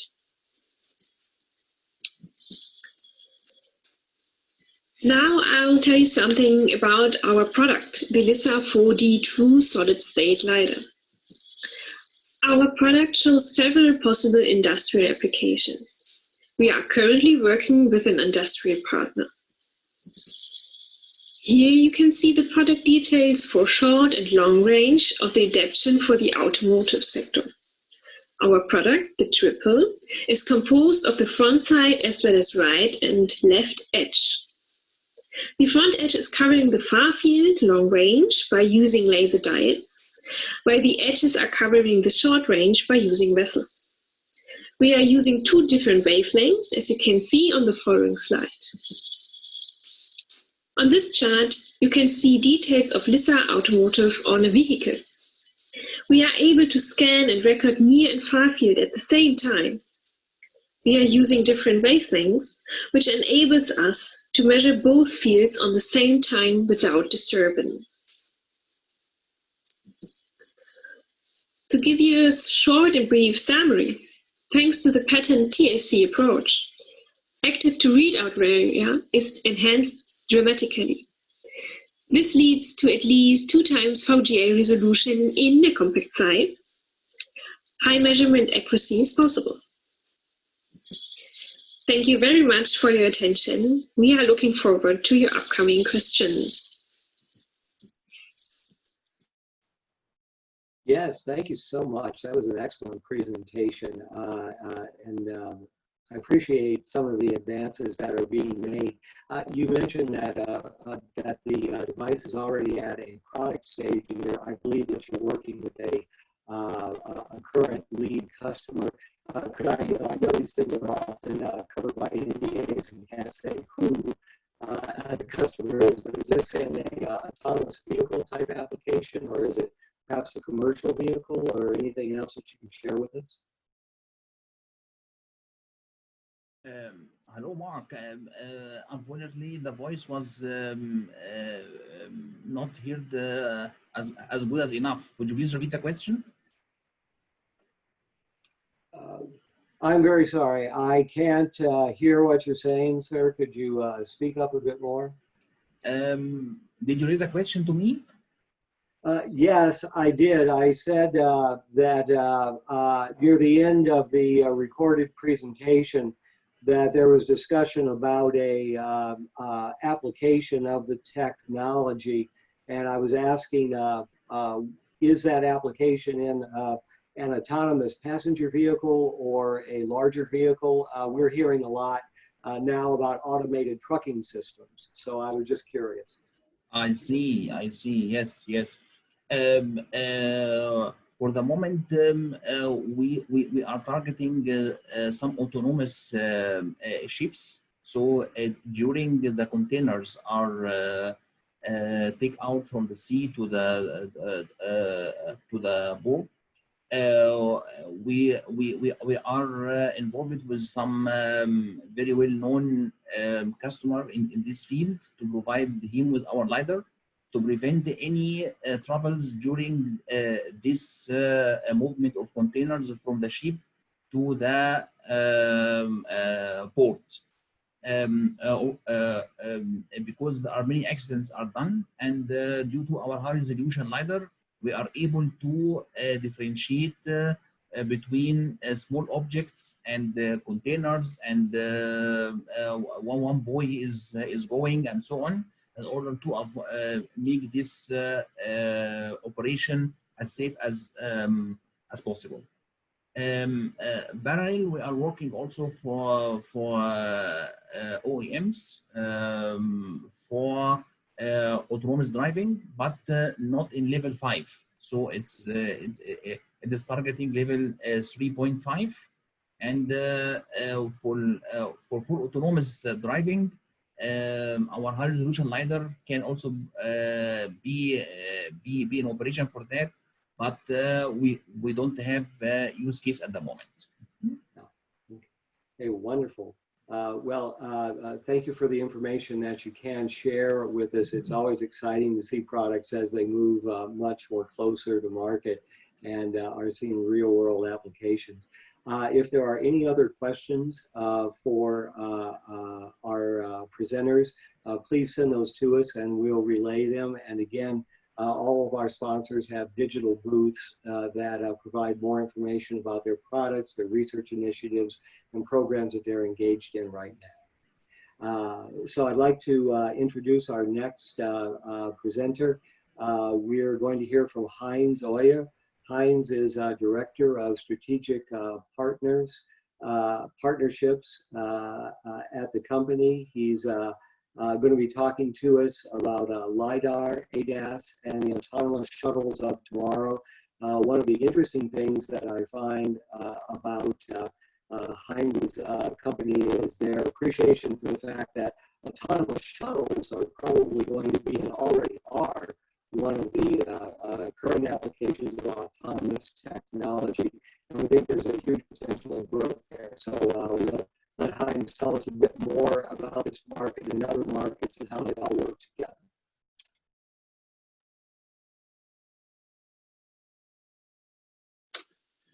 On behalf of AngelTech, I want to welcome you to today's AngelTech SSI International Online Summit. I also want to thank the organization for inviting me to speak.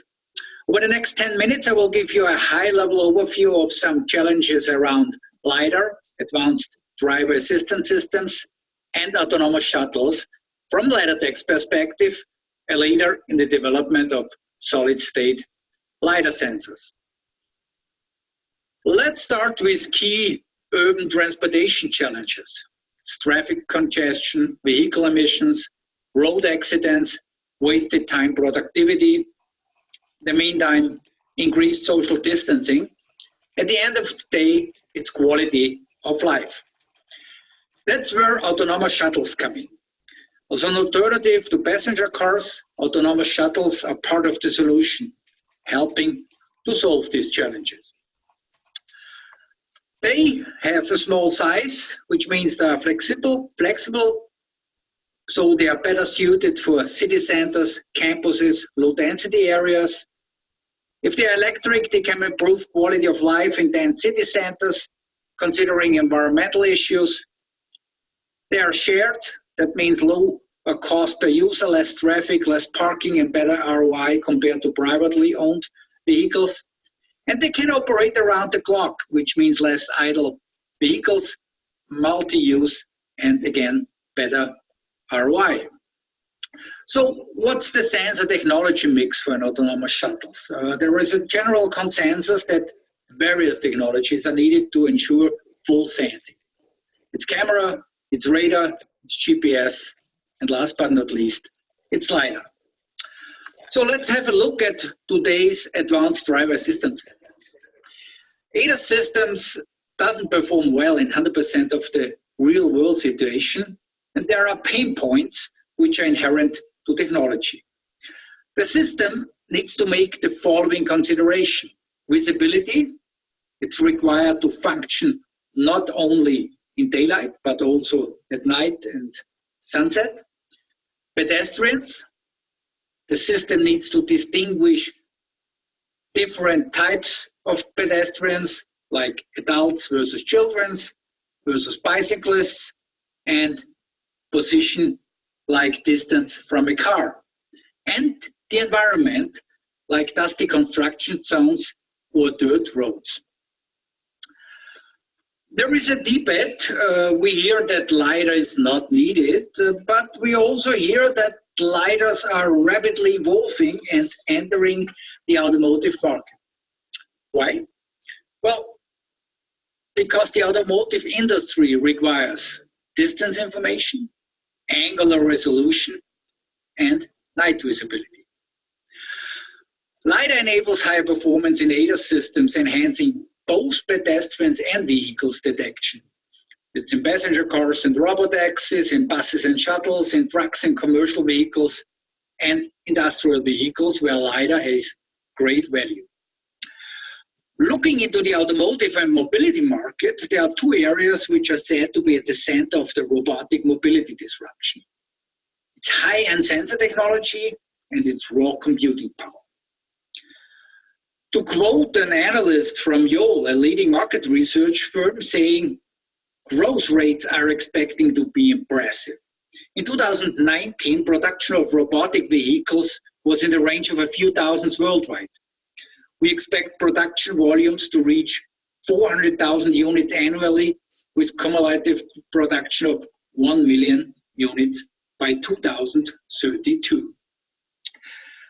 How does LiDAR fit to the mix? Well, LiDAR offers an open and scalable platform enabling intelligence in LiDAR for all automotive and mobility applications.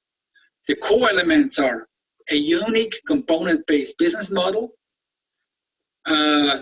combining a compatible component and software-based approach addressing 90% of the LiDAR market, a technology platform supported by a unique IP portfolio, and a business ecosystem, the LiDAR ecosystem, a set of suppliers and strategic partners that complement each other and leverage existing relationships with each other to better support our customers. In urban environments, autonomous systems need to adjust to various obstacles. Detecting these obstacles within a blind spot zone is critical to ensure safe and successful autonomous driving. When the vehicle is turned on, the shuttle cannot move if it has not first detected its surrounding in order to confirm that there are no obstacles nearby. Throughout the shuttle's route, in stop-and-go situations, the system needs to validate whether a person, vehicle, or any other obstacle is close by moving forward. For example, when picking up passengers, the system needs to confirm whether a person has successfully boarded the shuttle or if there are any blind spot zones. The same detection process is required for objects located in the shuttle's blind spot zone, such as an open car hatch, forklifts, trailers, and so on.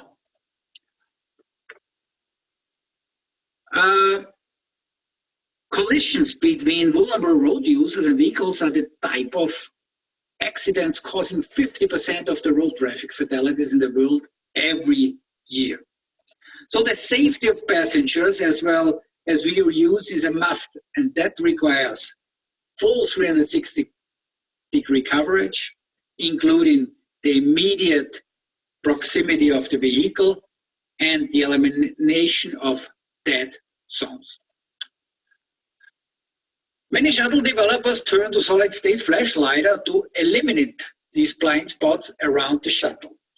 And data provided by flash LiDAR enables object tracking, greatly reducing the risk of possible collision based on velocity, directionality, and position, all while eliminating any possible dead zones around the vehicle. This architecture provides a short-range safety cocoon that covers all sides of the shuttles and eliminates the blind spot zone. LiDAR recently launched the LiDAR Pixel, enabling detection cocoons with 3D flash lidars, 100% solid state, zero dead zone proximity coverage, and road-ready design for superior durability.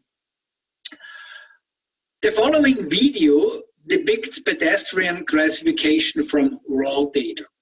True solid state, full waveform LiDAR, high MTBF, 100% scene coverage, detects down to 0 meter, fully supported perception development kit, and currently available. I thought I would end my presentation with a typical use case of a redundant collision avoidance system. It shows a pedestrian crossing the street and why a collision can be avoided. I will provide more use cases during my follow-up presentation at SSI in November.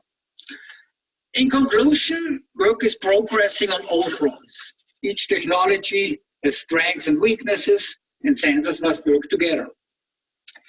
The LiDAR technology is improving rapidly and cocoon applications already available. Lower costs, improved performance, the focus on trend will continue.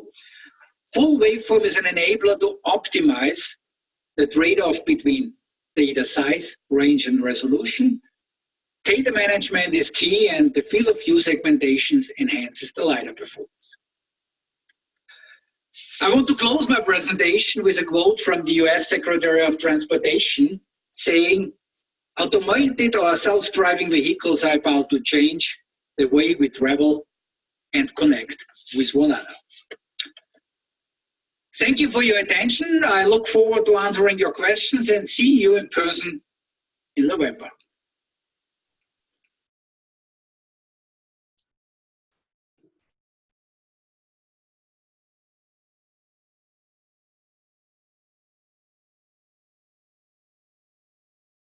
Mark, I believe you're on Information mute. they have.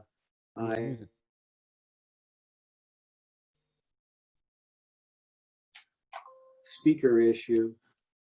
I hope everyone can hear me now.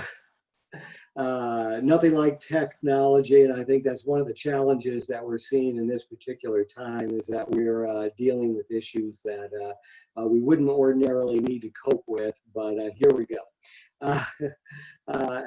We appreciate the presentation. One thing I was just wondering is where we are, we think, with the commercialization of shuttle technology. Are we kind of in a hold pattern right now compared to where we were in the past?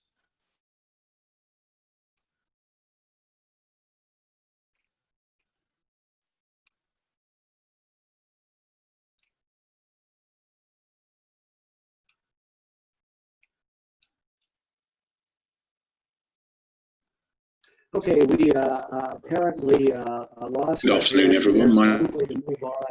I'm going to move on to our next presentation, and this is from Mark Furlong, who's the Executive VP of Business Development at IQE. Mark's going to speak with us about the role of advanced semiconductor materials and how that's driving materials technology in the future.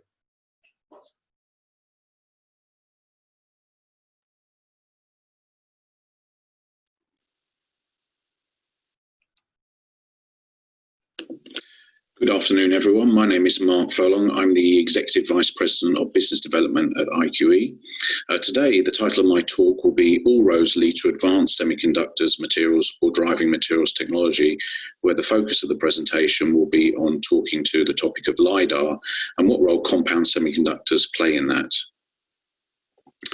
Compound semiconductors are driving many of the megatrends which define today's new technology roadmaps. Well-known examples include 5G networks, both wireless and wireline, where gallium arsenide and indium phosphide devices support some critical technologies. And then there are lasers, which have a very broad application space which spans near to very long wavelength infrared wavelength ranges. These also being paired with detectors made from compound semiconductors too.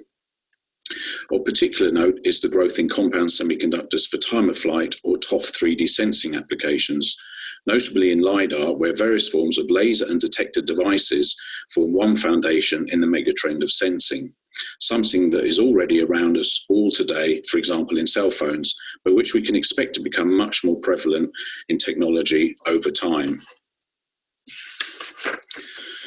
Shown here is how compound semiconductors really are driving many technology megatrends, and whilst for many years these important materials have very much operated behind the scenes, over the past few years that has very much changed.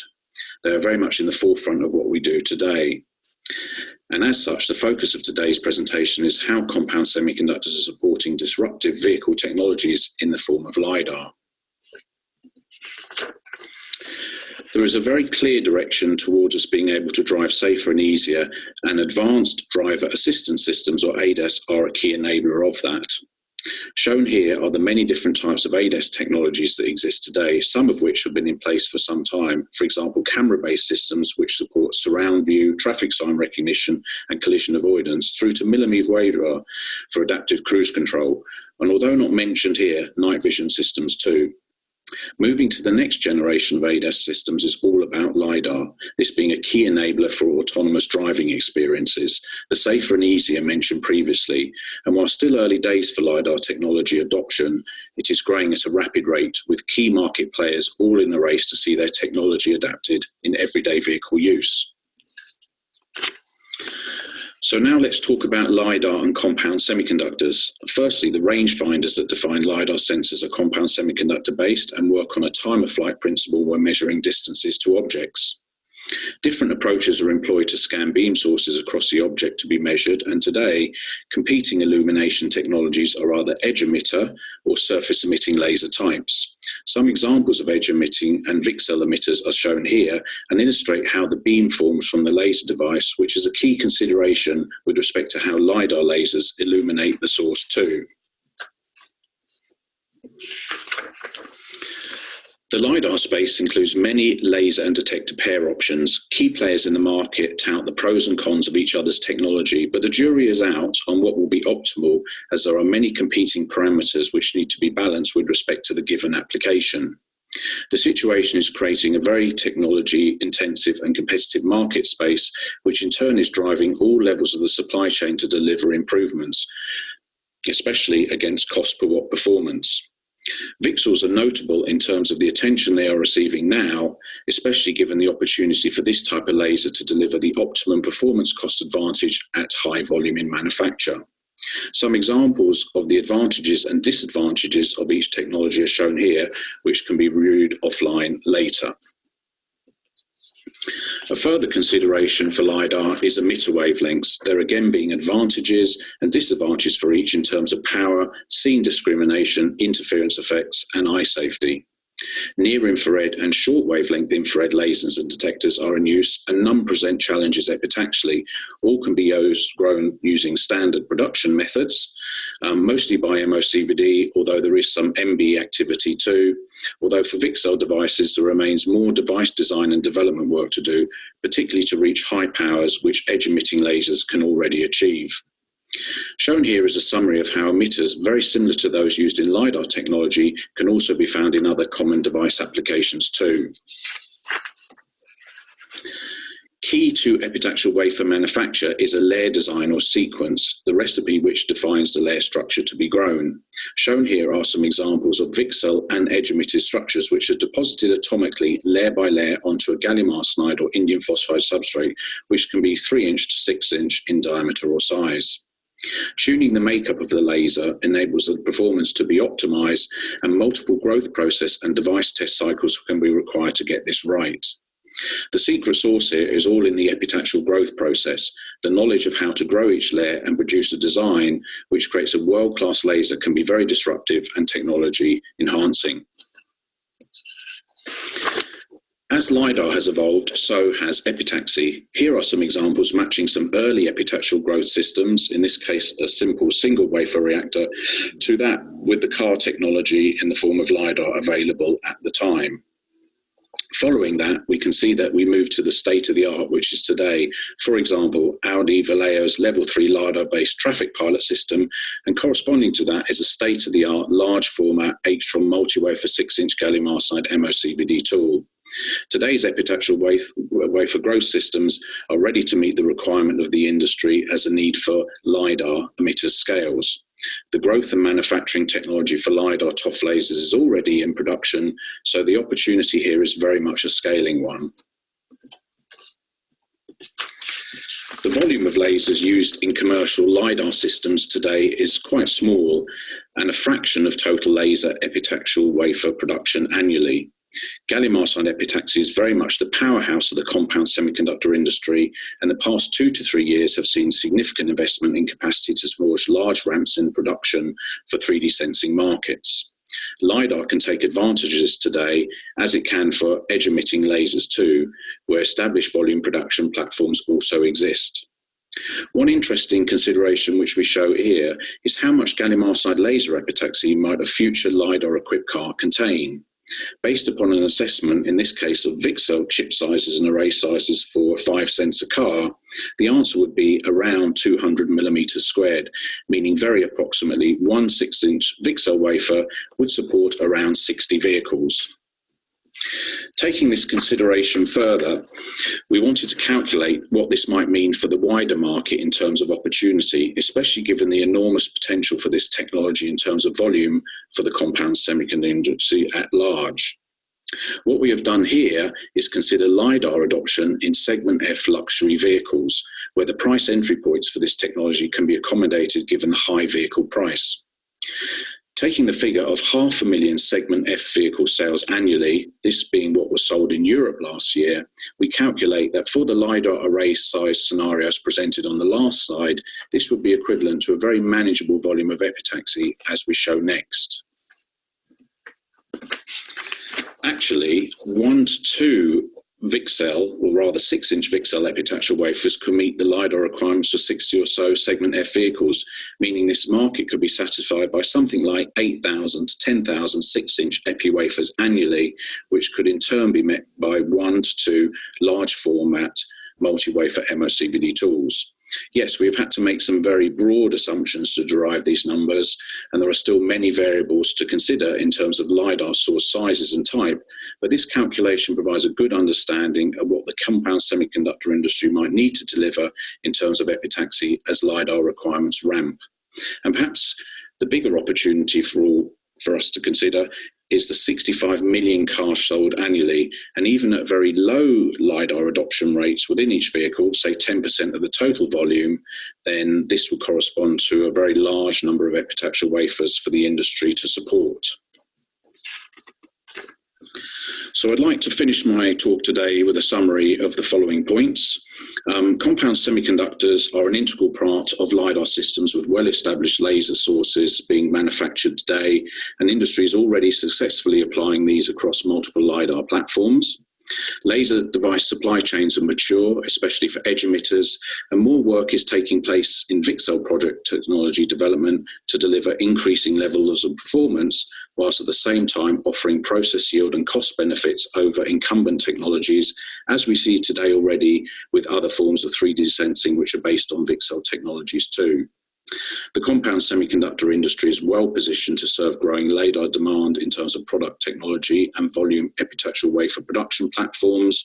The ramp that LiDAR will require has already been demonstrated in epitaxy, serving mass market consumer applications. It will also be important that the industry continues to support all LiDAR source detector technologies, the near-infrared, the shortwave infrared, indium phosphide and gallium arsenide, especially given the many factors which determine overall system performance. And that is very much being seen today in terms of the development that is being taking place both at the epitaxial wafer level, particularly for VCSELs, but also for detectors too. And just one final point for consideration, 10% of cars sold globally being fully LiDAR equipped. could create 100,000 6-inch wafer a year opportunity for the industry. And that's something that the industry collectively should think about. And as the industry needs this volume in terms of adoption within cars, the key thing is that the ramp can support that. And that's something I think the industry is very well positioned to deliver, just based on how it's performed historically in the last couple of years. Thank you very much for listening. Oh, thank you very much, Mark, for a great presentation. I hope that everyone sees the growth potential.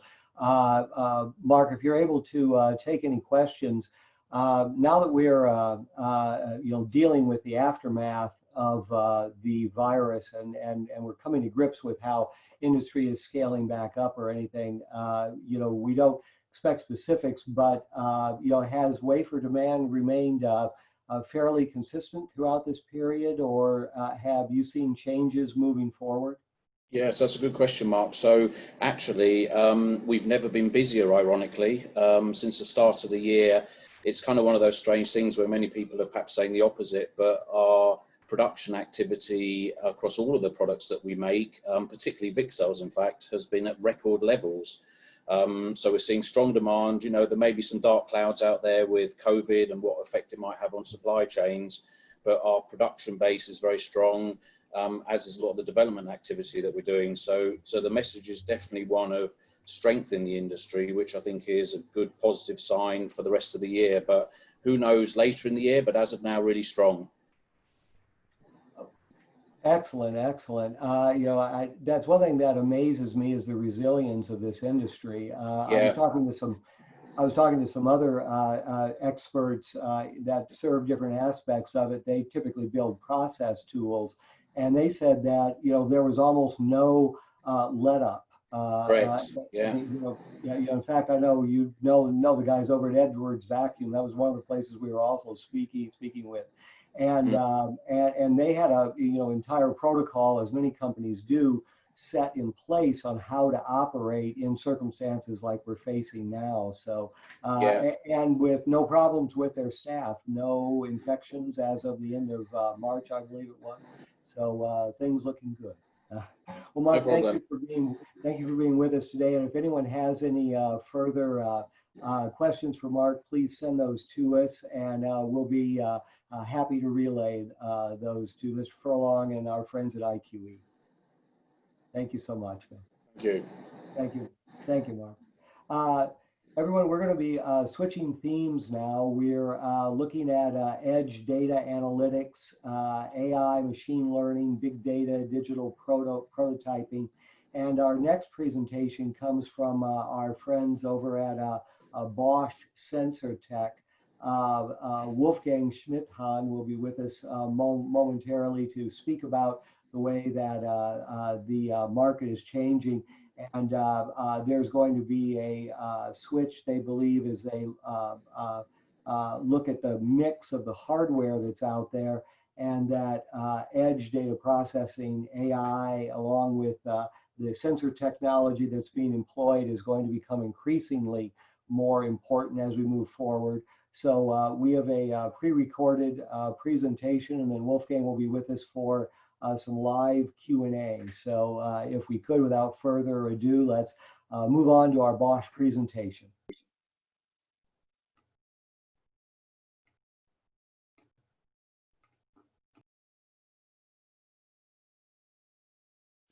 Hello, this is Wolfgang Schmidhahn at Bosch Sensor Tech. Today, I will give you an overview about the importance of software and artificial intelligence for MEMS sensors in consumer electronics and IoT. Before we start, I would like to thank the AngelBC for this presentation within the scope of this very interesting new format. So let's start with the presentation. Here is my agenda. I will start with the evolution and role of software in MEMS sensors. Secondly, we will talk about sensor data fusion, which represents the second wave of software evolution. The third wave of software evolution is represented by Edge AI learning software. I will finally have a conclusion and give an outlook. So let's start with the evolution and role of software in MEMS sensors. Here we see the evolution of sensor-related software over the past decade or so, in parallel to the evolution of MEMS sensors for consumer electronics and IoT devices. In the beginning, software has just been for drivers and a few specific algorithms. In the second wave of software evolution, software has become much more complex and highly sophisticated. Sensor data fusion, for example, allows for new virtual sensors and for more use cases. Currently, we are applying artificial intelligence and machine learning algorithms to sensor data, fathoming the capabilities, especially at the edge of the network where the sensor data are generated, as in contrast to artificial intelligence in the cloud. Skipping now the first wave of software evolution, let's talk about sensor data fusion, representing the second wave of software evolution.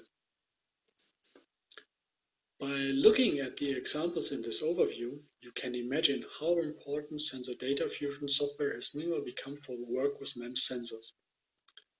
The scope ranges from power management software up to very complex head orientation detection algorithms for augmented reality.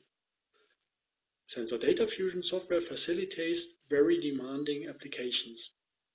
Demanding in the sense of performance, precision, and power consumption.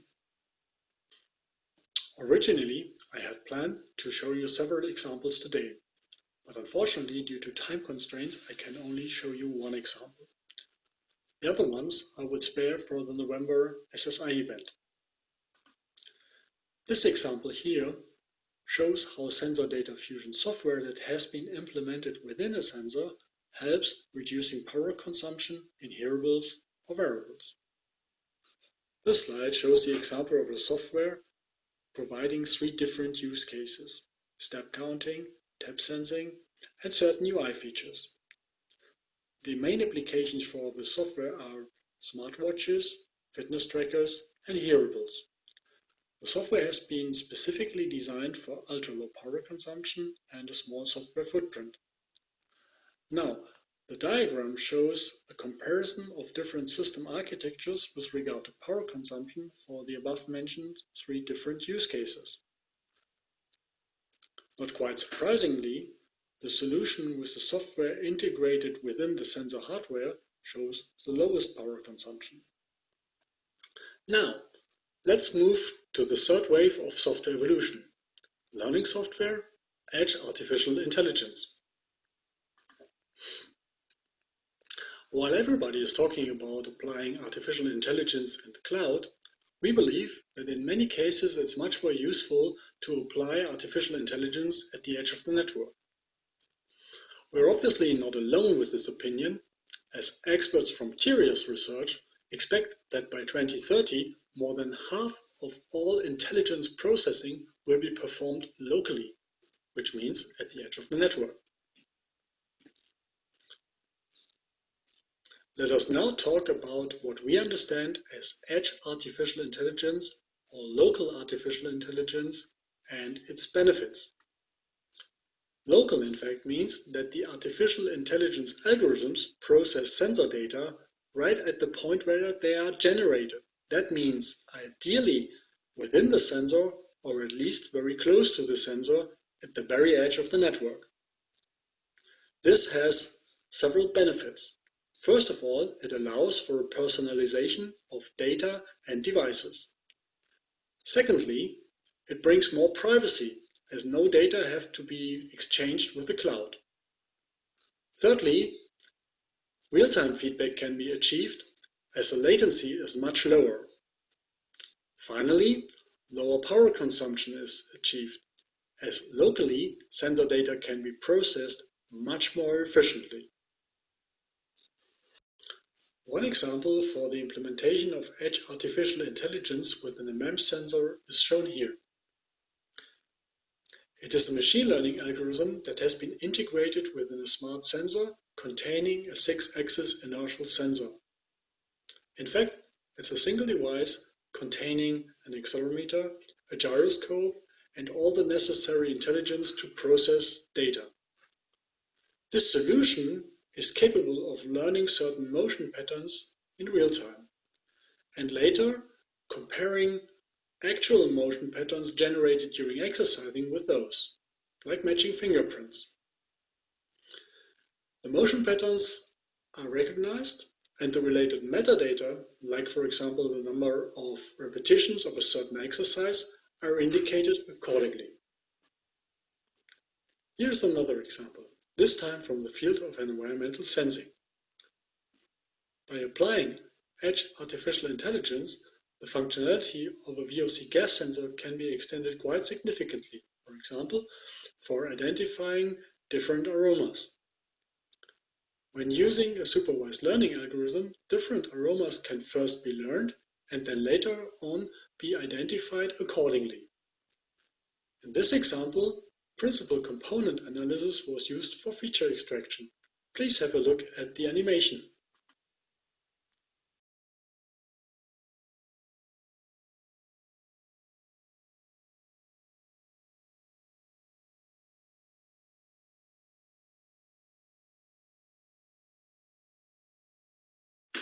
Just these two examples already indicate the huge range of possibilities that edge artificial intelligence and machine learning software provide in order to extend MEMS sensor functionality. So let us conclude and have a short outlook. Sensor-based edge artificial intelligence and machine learning software decentralize data processing and reduce bandwidth requirements. They reduce data traffic and the related power consumption and cost. The inference phase is done locally and centered around the user. The use case can be operated autonomously. The decision-making is taking place at the origin of the data. That is actually where data safety starts. So, let me finally come to an end and summarize here. Software is essential to solve emerging application-specific challenges. The third wave of software evolution opens up for new innovative applications. Smart sensors are the hardware enablers for power and cost-optimized solutions. The technology stack used here opens room for privacy, autonomy, and low latency. And with that, I'm finished, and I would like to thank you very much for listening. I hope to see you all at the November event of SSI. And until then, I say bye-bye, take care, stay healthy.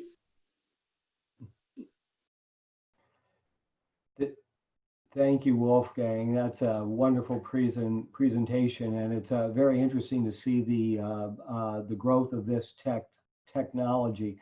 I recall when we were first looking at various autonomy solutions and how we were going to enable all the data processing from the mass of sensors, et cetera. And they first started looking at edge-based solutions and the possibilities that these would bring, and enable to not have to rely on a constant connection with the cloud and the latency issues that come with that. Have you seen other accelerations taken place, or what would you say is next as we look at the progress moving forward? As I said, the most interesting thing is the machine learning thing with the sensor data, which helps to enable really the personalization of devices and data. That's a lot also for people who are concerned about the privacy issue. I think that's a very big topic here. Yeah. Yeah. Yes, privacy. I know that continues to be one, and as we were dealing with the impacts of the virus here in the U.S., where I am based, that's been a huge discussion, as well as organizations start putting in thermal imaging cameras at various checkpoints in public forums, et cetera, airports, train stations, et cetera. How the privacy comes in to affect that. and how the data is stored. And I think the solutions that have been, and surprisingly enough, the mainstream media here in the US, and I imagine elsewhere, are actually tackling these issues, which is something that we frequently talk about as technologists within our industry, but we don't often hear the public coming on board. But I think that's one thing that it's taken something as dreadful as a pandemic to bring to the forefront is, well, okay, this technology is wonderful in many, many applications, but what are some of the implications around the outside of it? So, well, thank you so much for the presentation. If anyone has any further questions for Wolfgang, for Bosch, SensorTech, we look forward to receiving those. Also, be sure and visit our sponsors' booths. That's a great way to connect as well. And we thank you again, Wolfgang, for a wonderful presentation. Thank you very much for listening. Thank you much for hosting. Thank you, Mark. Thank you. Thank you. Well, we've got coming up, we have Ian Campbell, who is the CEO of OnScale. He's going to also speak about cloud engineering simulation and the way that Edge plays a part of that, and that this is going to be a real revolutionary game changer for MEMS and sensor engineers in general. So without further delay, we'll jump into the presentation here.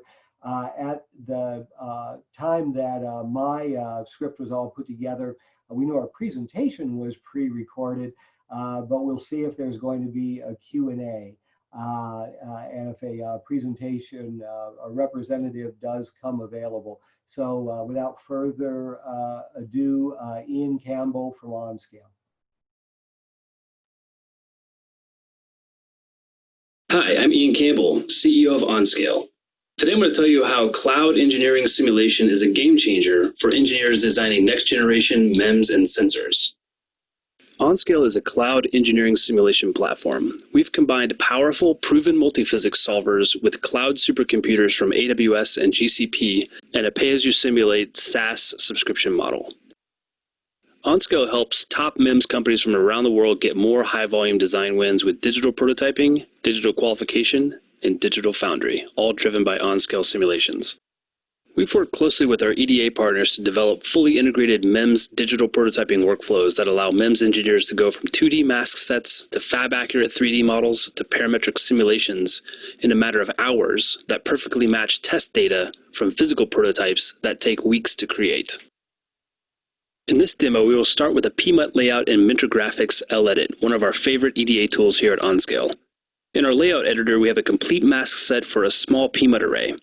This PMUT array is very similar to what you would find in something like an ultrasonic fingerprint sensor. We will use SoftMEMS MEMS Pro to create a fab-accurate parametric 3D model of this PMUT array. Finally, we will execute simulations quickly on OnScale Cloud to study the performance of this device design. So let's start in our layout editor. As you can see, we've got a complete mask set here. In this design, we've got 7 layers, each of which corresponds to a MEMS processing step. The first thing I'll do is rename each of these layers so I can remember what they refer back to. I'll also add colors and patterns so I can visually see the geometry in my layout. Next, I will add material properties for each material. I can either do that manually or I can just import a material database. In this case, I've already got a PMUT material database with things like aluminum nitride and silicon. I will import these materials and assign each one to a layer in my mask set. When we're ready to simulate this device, these material properties will be imported into OnScale automatically. Next, I can assign simulation boundary conditions to areas of the geometry. Boundary conditions include things like structural, thermal, voltage, and other types of boundary conditions. First, I create a boundary condition and name it. Then I specify the type of boundary condition. In this case, it will be an electric boundary condition, and I will call it voltage.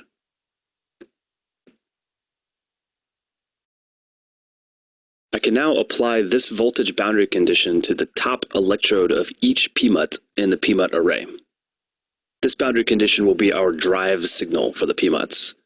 Next, I'll add a ground voltage boundary condition to the ground of each PMUT. At this point, we have everything we need to begin running simulations of this PMUT array. We've set up our MEMS processing steps, we've set up our material properties, and we've set up our boundary conditions for simulation. Next, I'll use SoftMEMS to actually generate a fab-accurate 3D model using the MEMS process steps that we set up previously. I can step through each of those process steps and actually see my device being fabricated as if I were in a foundry producing this device. Next, I will export all of this data to OnScale, the geometry, the material properties, and the boundary conditions for simulation. Once we're in OnScale, we can verify that all the geometry, boundary conditions, and material properties were imported correctly. Next, I can actually assign forcing functions to the boundary conditions, such as the top electrode voltage. I will add a time-dependent voltage condition, a Blackman-Harris wavelet, to the top electrode of each PMUT. Everything within OnScale is a parameter, including geometry, material properties, and boundary conditions, so I can very easily set up large parameter sweeps.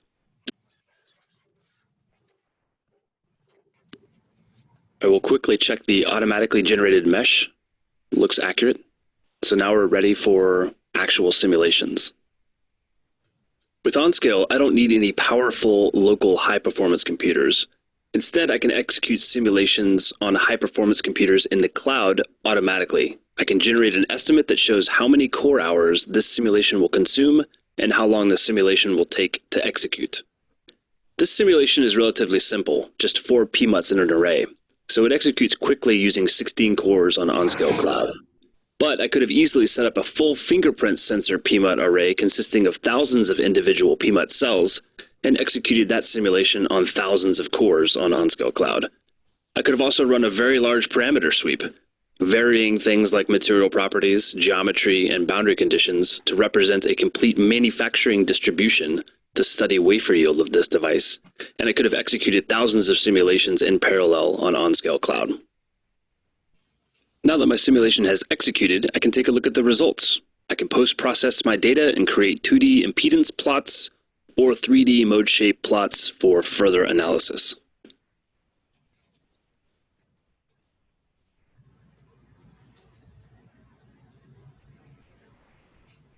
Earlier, I mentioned that everything within OnScale is a parameter. Now I'm going to show you how to run a very large parametric sweep using MATLAB. This is an example of our OnScale Cloud API that can be executed from any external program, including MATLAB. In this example, I will execute 400 simulations in parallel on the cloud and vary things like PMUT material thickness and PMUT diameter. Our MATLAB toolkit also allows us to very easily post-process data and make visualizations of the parameter sweep that we just executed. Using this very large parameter sweep, I can begin to understand the engineering trade-offs of decisions regarding geometry and material properties.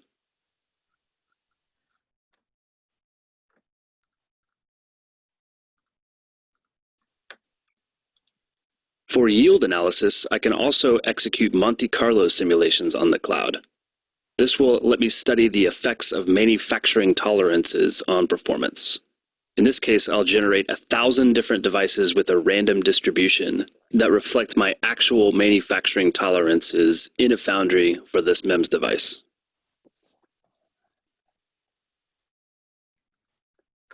I can also set pass-fail criteria and use the pass-fail criteria to analyze key performance indicators and predict yield.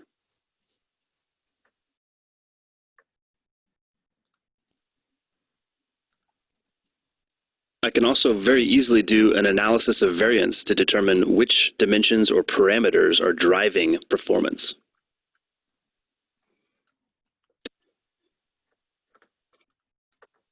In addition to next-generation MEMS devices like PMUTs, OnScale can also be used to simulate classic devices like IMUs, microphones, gas sensors, RF MEMS, and MEMS switches. Later on this year, we will deploy a massively scalable lattice-Boltzmann method CFD solution on OnScale that will enable development of things like microfluidics devices, biomedical devices, and many other fluid dynamics analyses. One last use case for simulation that we're really excited about at OnScale is the use of synthetic or simulated data sets to train embedded AI. This method starts with simulating all of the environmental and performance conditions that a sensor system will experience in its lifetime, creating a very large, rich set of synthetic or simulated data, then using that data to train an AI, finally testing the AI performance, and if the performance level has not been achieved, performing more simulations to enhance the dataset, or if the AI performance has been achieved, embedding that trained AI into an end product. Many of our top MEMS customers around the world have adopted this technique for training embedded AI and are moving away from costly and time-consuming physical testing to generate AI datasets. I hope you enjoyed this video. If you'd like to learn more, visit us at onscale.com. Well, thank you, Ian. That was a great presentation and very well timed as well. You know, as I was watching you give your presentation, I noticed at the end of it that you mentioned some future biomedical applications and that you were going to be able to do some microfluidics simulation as well. And then also you mentioned the fact that you're building large simulated data sets, which would enable for faster application of the technology in real world situations. Can you elaborate any about that? You know, how you create the simulated data sets, and are these data sets, I presume, specific to certain applications, or is it a gigantic library that could enable a number of applications? Yeah, sure. Well, first, thank you. And yeah, let's talk about the AI use case first. The idea here is that there's really two ways to get data. There's the old-fashioned way, which is to go into a lab and build a bunch of prototypes, collect a bunch of data. I've done that in my MEMS career.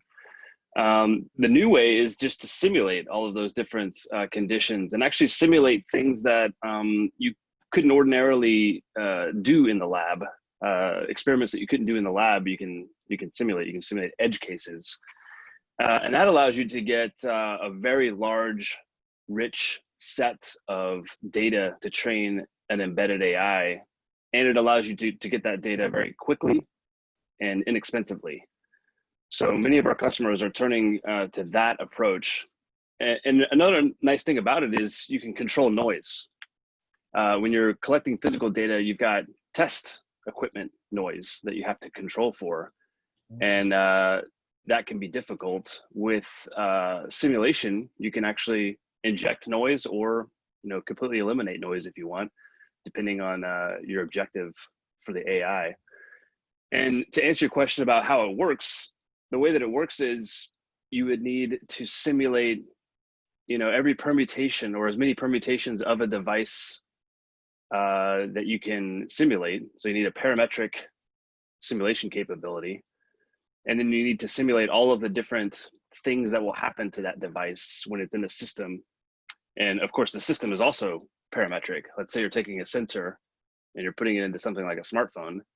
You also need to account for all of the smartphone manufacturing variances, environmental variances, even human interaction variances.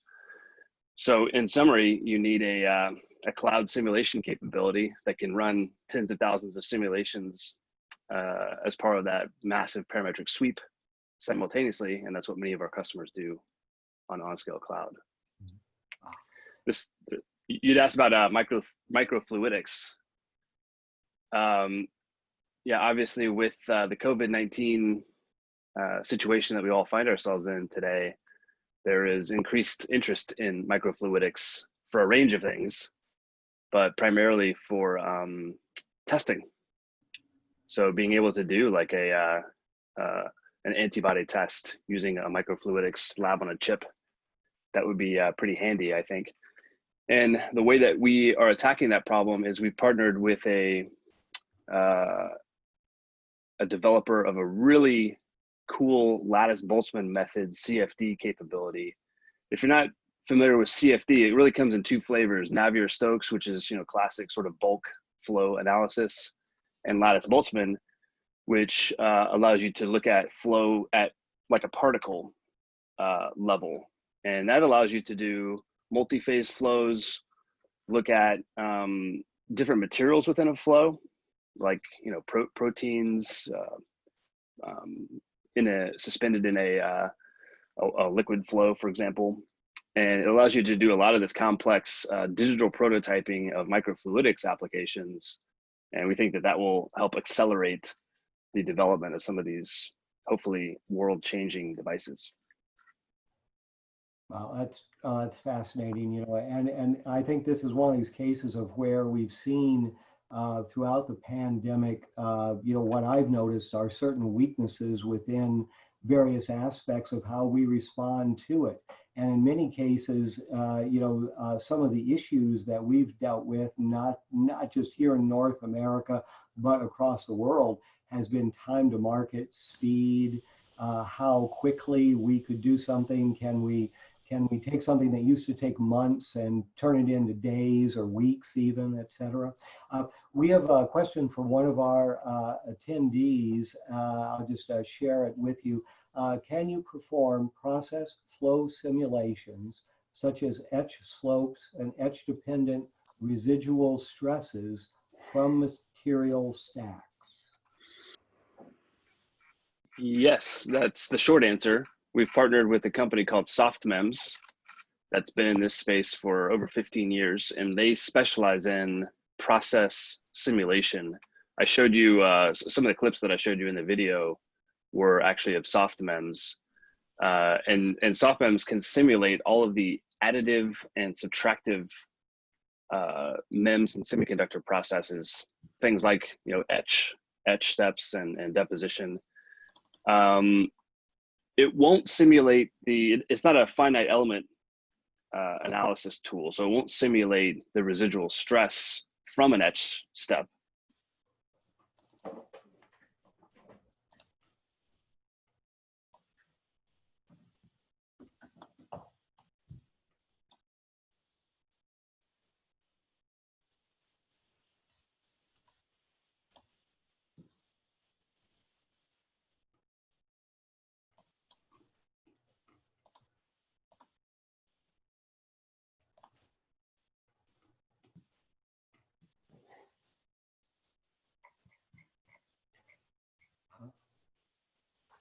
Ian, it looks like we've had a screen freeze. I don't know if you can hear my dialogue, but at least on this end, it looks like we're frozen.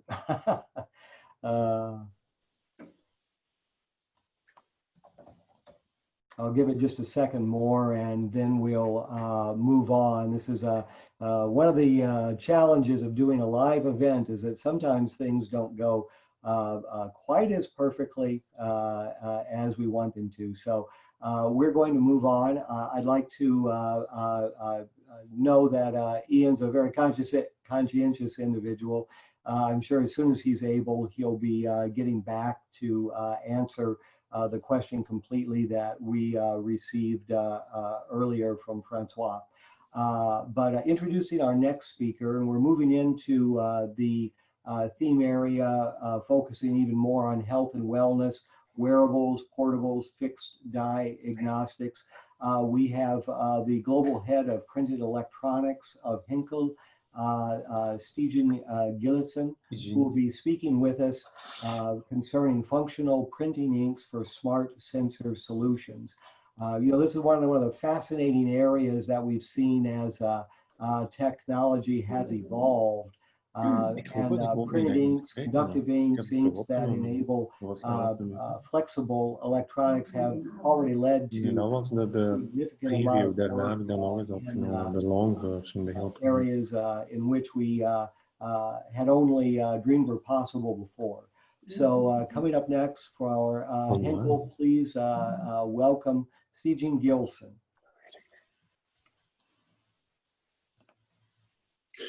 Hello, everybody. My name is Steen Gillissen from the Henkel Printed Electronics team. I will be talking to you about functional printing inks to create smart sensor solutions. When we look to the world around us today, I think we all know some of the mega trends. And we all want to have more and more smart objects in our lives. We want to understand our bodies better. We want to measure all kinds of signals from the body. So two mega trends, urbanization and digital health, are of key importance for us specifically and for the world in general. And in the case that there is sensors produced in these type of mega trends, then those sensors will create data, and those data will lead into the artificial intelligence mega trend. Now, what does printed electronics have to do with this, and where do we fit in the picture as Henkel? Before going into that, I want to explain quickly what the difference is between traditional electronics and printed electronics. Here on the right side, you see an example of a green printed circuit board, a PCB board that we are all familiar with. We can find it in our telephones, computers, automobiles. Typically, those boards are fairly thick and also they can be produced, and they are actually produced in very high volume, and also can have a very high complexity to yield a lot of functionality on such a board. Now, printed electronics is also electronic components, but they differ from traditional electronics in that sense that only simple functionalities can be created. And this usually happens by a printing process on a flexible foil, hence the term printed electronics. But only for a couple of examples and a couple of applications, these technologies are used and truly add value to making them in this way.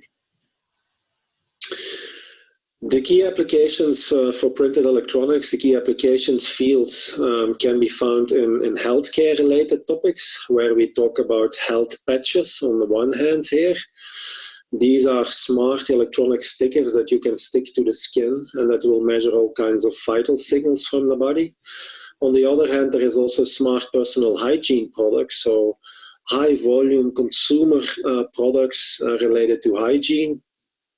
For us at this moment, this means smart diapers, but it can in essence be any type of hygiene product. So those are the two healthcare related applications. Next to that, there is also a number of smart surfaces that can be created using this technology, because the technology itself, when it's printed on a tin foil, lends itself ideally to be integrated either in an automotive surface or a typical consumer surface. And in that way, you can create all kinds of functionality in the surface directly. Another topic to support also the mega trend of urbanization are antenna materials that are used for IoT applications, but we will not talk about those today here. Now, we as Henkel, we are a material supplier in this field and also very early in the value chain.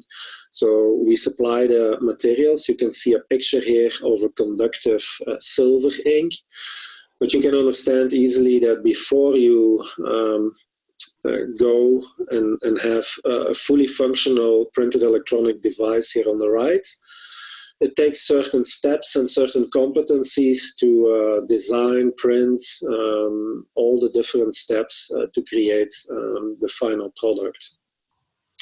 And I think that's where we at Henkel put a lot of effort and put a lot of emphasis to work with many different partners who have competencies in the different steps here needed to accelerate the commercialization process of your product.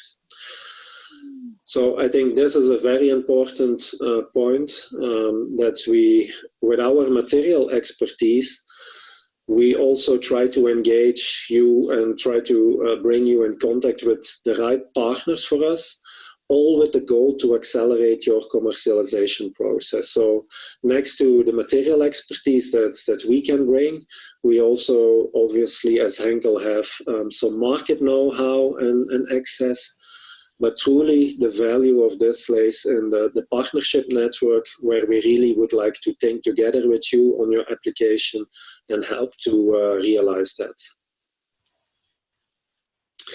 So specifically looking to the healthcare related topics, what type of materials are we offering here? First of all, we are offering materials that can be used to make sensing inks and electrodes. So functional materials to create electrodes that will measure something from the body. Next to that, also electrically conductive inks. Those are mainly used to make the traditional and the standard electronic circuit on the device. And then obviously also adhesives to stick it to the skin, but also to reliably release it from the skin when you want it to release. So these are the three material classes that we mainly support. Next to that, of course, we have many different type of materials, also for protection purposes and so on. Also, we can support you with expertise on the application process of those materials.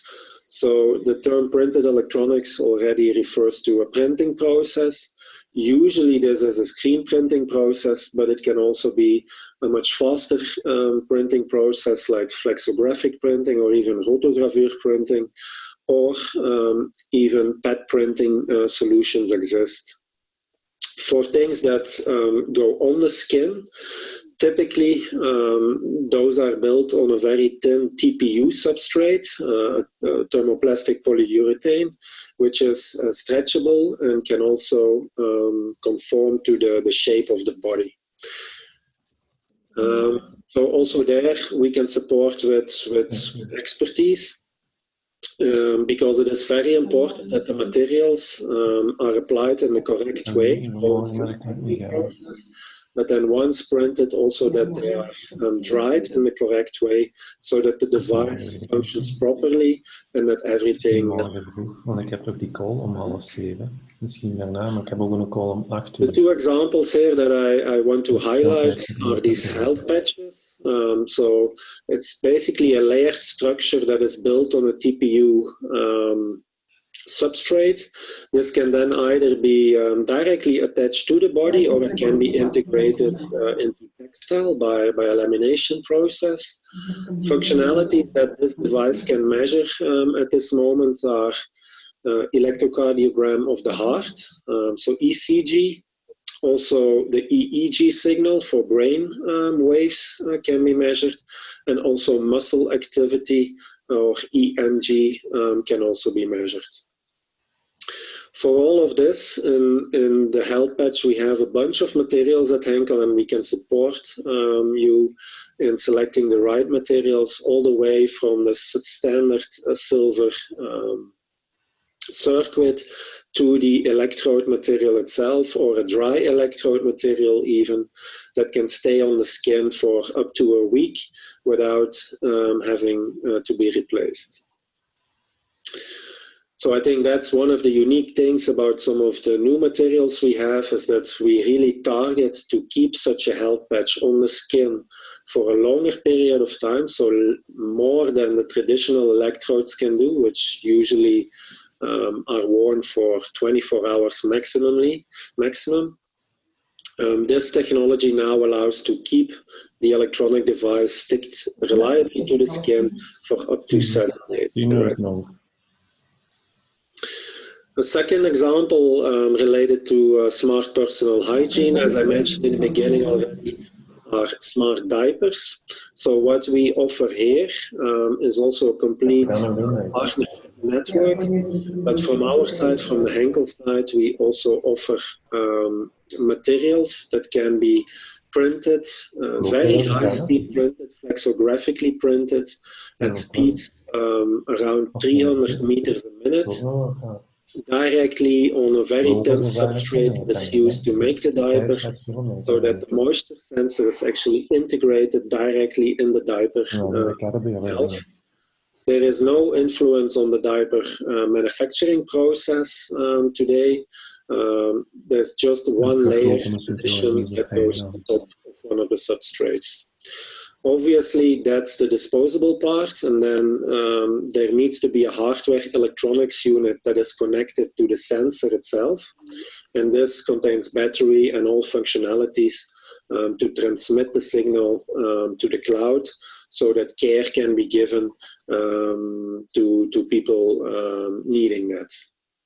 And in this way also, our materials can be used to create moisture sensors in disposable products.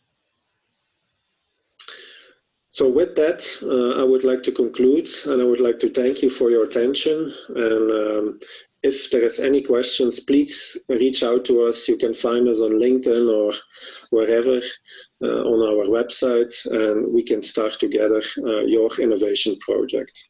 Thank you. And thank you as well. That was a very interesting program. I know I've watched with great interest the development of flexible electronics and how they're advancing more deeply into society. Regularly now in North America, we see advertisements for persons who suffer from one or another type of diabetes, to where they have to constantly monitor their sugar levels. And one thing I was wondering as I looked at the way the electronics package fit onto the person is, what happens with the actual adhesive layer that has the flexible electronics in it, if that material, whether it be the TPU or things placed on other layers, gets stretched to a certain point. Is that something that you deal with, and how the stretchability of the actual materials might affect performance? Can you hear me? No, we're having a little bit of trouble hearing at the moment. Oh, sorry. Is this better? Somewhat, yes. So these conductive materials, they can be stretched reliably up to about 20 to 25%, which is usually way enough to handle those sensors on the body, because you have some stretching, but the stretching is limited. Obviously, there will be a resistance increase during the stretch, but the material comes back to almost the identical level after the stretching. Are there leading applications that seem to be rolling out to market a little bit more rapidly than others? I mentioned monitoring of a person's blood glucose level. Are there other applications that you're hearing about a bit more than others? Yeah, there is two at this moment. One is for EEG, so people with epilepsy. So that's then a device that you stick behind the ear on both sides, and is then connected with the hardware electronics. And also for ECG, we just also made public that we now have such a patch that can monitor corona patients after and before they have been in the hospital. So there we measure heart rate, temperature, and breathing rate to check the well-being of those patients. So those are the key ones.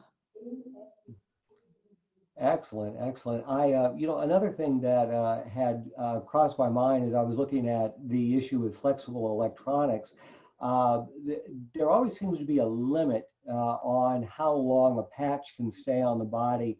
And I kind of thought to myself, well, is that limit defined by how long the average person can stand to have something attached to their body without becoming worrisome? And obviously this could vary from person to person. But are there physical limitations that also come into play with this as well? Of course there are. I think the comfort of the patient is of key importance here. And I've worn those patches myself for a number of weeks, and actually you don't feel that they are there anymore once that you are used to it. So it's really comfortable to wear, but of course that means that you need to have very flexible and stretchable substrates. You cannot have too rigid things because then you always feel that it's there.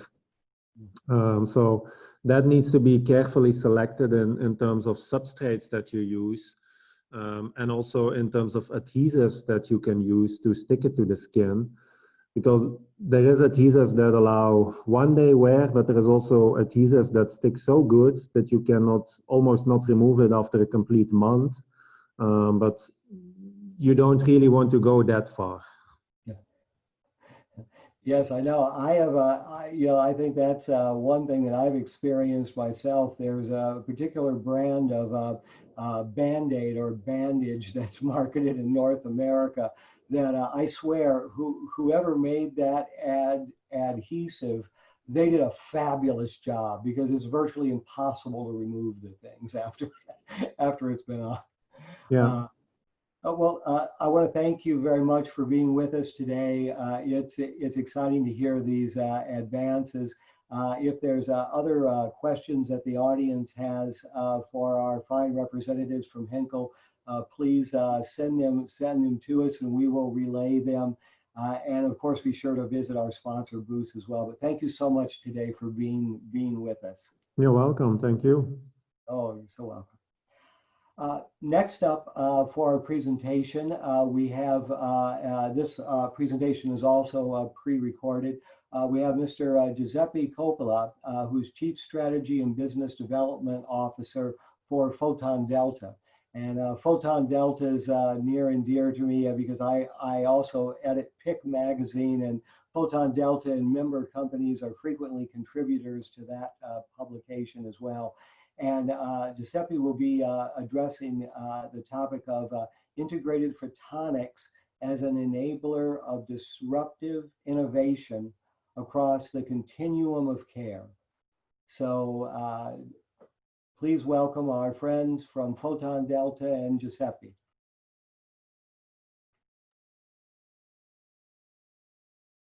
Good morning, everybody. My name is Giuseppe Coppola, Chief Strategy and Business Development Officer at Photon Delta. I hope this finds you safe and sound and interested to the topic of integrated photonics and what it can bring to the continuum of healthcare, meaning from preventive and personal health to professional health and monitoring after treatment. A few words about integrated photonics. It's a technology which allows fabrication of photonics integrated circuits, also called PICs, using wafer scale technology analog to the semiconductors industry does for chips. It brings, therefore, similar advantages in terms of a significant reduction in size and cost, in volume, power consumption, and last but not least, reliability in view of its solid-state nature. The supply chain is today mature and ready to scale up, thanks to its production capability tested in products such as optical transceivers in data centers. And we see opportunities in many, many markets, including, of course, the continuum of healthcare.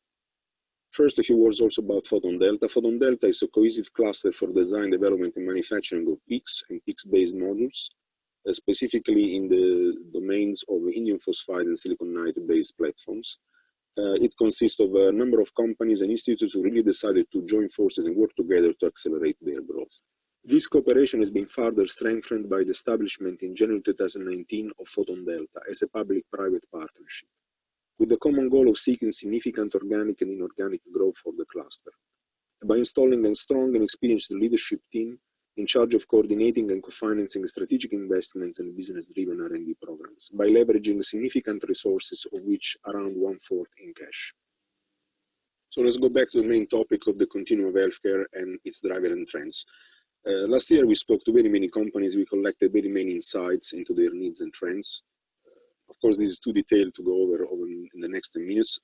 Let me just emphasize we saw a mega trend or a major need, in essence, a paradigm shift, moving from expensive and large and complex devices to affordable, small and simple, from expert usage to more trained personnel like general practitioners or people at point of care, as well as individual eventually, like consumer. Settings, moving from centralized dedicated facilities to in the field or eventually even at home on the move, with people having, so to say, possibility to test their health devices at home, eventually in smartphones, and also in terms of volumes, of course, also shifting from relatively small to large, which is also quite an impact on the supply chain. Integrated photonics can play a significant role in enabling such a paradigm shift. Here's an overview of the unmet needs that we collected in those discussions. In the rest of the presentation, I'd like to focus on the top 3 identified here by the red circle. So let's talk about low-cost rapid biomarkers, pathogen detection. The vision is for a low-cost, handheld, easy-to-operate device, patient-friendly, so easily obtainable body fluids, very low-cost disposable cartridge, ideally below €1, very fast, at least in 10-15 minutes, and very accurate. Applications in many domains, including, of course, low-cost rapid detection of pathogen and viruses, which is a very relevant topic those days. Here it comes another powerful example of what integrated photonics can do. Lionics, together with Surfix and Curin, has developed an integrated photonics biosensing disposable platform for label-free body fluid analysis at the point of care, in line with the unmet needs we just discussed. It consists of a fully integrated system-on-chip platform with microfluidics to properly capture the body fluids to be analyzed, for instance, urine, saliva, or blood. Biochemical assay and surface functionalization, coming respectively from Curin and Surfix, which allow for the isolation and the binding of the biomarkers to be analyzed on the surface of the chip, and eventually the chip itself. The chip is powered by highly sensitive proprietary asymmetric Mach-Zehnder interferometers, which allow for very high sensitivity, which, by the way, is also tunable by design. Impressive results, which thanks to the combination of the platform itself, so a silicon nitride platform, and the proprietary design, outperform, let's say, similar integrated photonic solutions by a factor of 10 or even 50. In addition to that, multiple cells can be integrated in a microarray on the same peak, and the solution has been proven for volume manufacturing, back cell, and detector integration. At this point in time, I'm very proud to announce the cooperation between Photon Delta, Lionics, Surface, and Curin to accelerate the development of a fast and reliable mass-scale COVID-19 diagnosis and immunity detection testing, with the ambition to achieve test results within 5 minutes and scheduled to be available for commercial exploitation within 6 to 9 months. Let's discuss now the unmet need of low-cost and obtrusive sensing of body science parameters. This is actually a huge need, and it goes across the board in all dimensions and shapes and forms. Here are just a few examples of items which resonated the most and are somewhat more relevant to the integrated photonics offer. In the hospital operating room, for instance, measuring up temperature in vivo during operations, therefore, and comparable with an fMRI, or for instance in the hospital ward, but also at home on the move, whether by integration in smart garments or smart beds, body mechanical and functional vital parameters for the purpose of, depending on the context, monitoring, prevention of early diagnostics, and eventually also in professional consumer settings, unmet needs such as the need to monitor the skin, and not only for, let's say, healthcare needs, but also for appearance needs, for instance, skin care, and like, for instance, the content in terms of collagen or and so on. For some of the unmet needs we just discussed, for instance, measuring the absolute temperature in vivo during operations, integrated photonics can play a role leveraging the properties of optical fibers. Optical fibers are known to be non-conductive, immune to electromagnetic interference, and intrinsically safe. By pre-treating them with so-called Bragg grating, it's possible to simultaneously measure force, pressure, temperature, and strain at the side of pitch along the fiber by a front-end device called interrogators, which shine the light into the fiber and get the light back and process the signal. Such systems can allow high accuracy and high acquisition frequency. Typically, they come in a bulky fashion and very expensive. Technobis, a company within our cluster, has designed a PIC allowing a factor of 10 miniaturization and a factor of 10 also reduction in terms of costs. When it comes down to unmet needs such as measuring skin parameters or any other vital signs in consumer settings, fiber optics can still play a role by being integrated in smart garments. However, it's less obvious to think of a role for them in devices such as wearables or smartphones, which is eventually the grand vision. Integrated photonics can help there too. Mantispectra is a startup incubated at TU Eindhoven that has designed an integrated spectral sensor, pulling together in a single lithographic step detectors and filters. So it's a very elegant solution along a very small footprint, 1 millimeter square, and thanks to its wide range can allow detection of quite a wide number of spectral properties of the biological tissue being investigated. Let's talk now about the unmet need of low-cost compact portable OCT devices. OCT stands for optical coherence tomography. It's also a very known imaging technique for non-invasive in vivo biopsy in layers of body tissues. The main usage is today in dermatology and ophthalmology. Also here, the paradigm is the same. It's possible today to do this, but however, by means of bulky and expensive devices, the grand vision is bringing it into handheld or eventually smartphone devices. Surprise, surprise, also here integrated photonics can help. Lyonics has designed an OCT optical engine platform integrating in the same package various components such as optical broadband source, reference path, microspectrometer and photodetector array, obtaining very promising results in the implementation at 850 nanometers. Differentiators are the usual suspects, so low cost, compact, but also modular, allowing potential for such solutions to be extended in terms of wavelength as well as integrated with other systems. So time is up. I hope I managed in the last 10 minutes to convey the message that integrated photonics is a highly relevant and highly promising technology to address the paradigm shifts and unmet needs badly required by the continuum of care. And also that in particular photon delta can play a key role in this. However, these are major developments and Photon Delta cannot do this alone. I would like to make a point that Photon Delta is very keen to engage with equipment manufacturers, system integrator companies that can be either large or high potential startups or scale-ups to work together this path, as well as expand its offering capabilities assets by integrating additional startups in its cluster. When this talk resonated with you and if you want to address those points, don't hesitate to get in touch with me. By this, stay safe. Bye.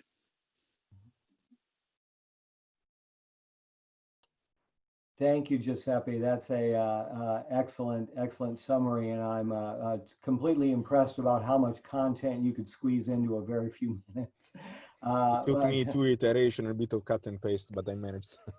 Oh, obviously there's a huge interest in anything that can be tied into disease detection, prevention, identification, et cetera, right now.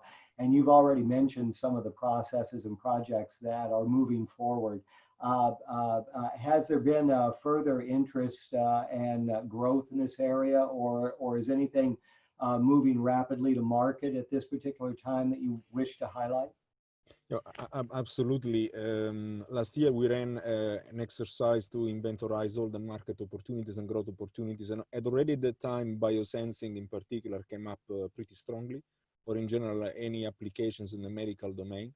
But of course, pretty obviously with what happened, let's say a couple of months ago, the interest shift even more in the biosensing space, and even more shifting away maybe from issues which are very relevant for reasons like cancer detection and early diagnostics for chronically ill diseases like kidneys and so on, to the space of infectious diseases, in particular, of course, viruses, or of course, ideally in particular COVID. So we saw that huge shift, of course, because the unmet need had a tremendous spike and therefore all the emphasis were there, and that led to actually the decision, which also announced briefly, which is fresh from the press at the time I made a recording 2 weeks ago, to basically invest in let's say in parallel to developments which were already going on for cancer detection, trying to see whether we can reuse the same platform from which we have in our house also for the case of COVID. Basically the very same chip, but just changing the biochemistry layer on top of that.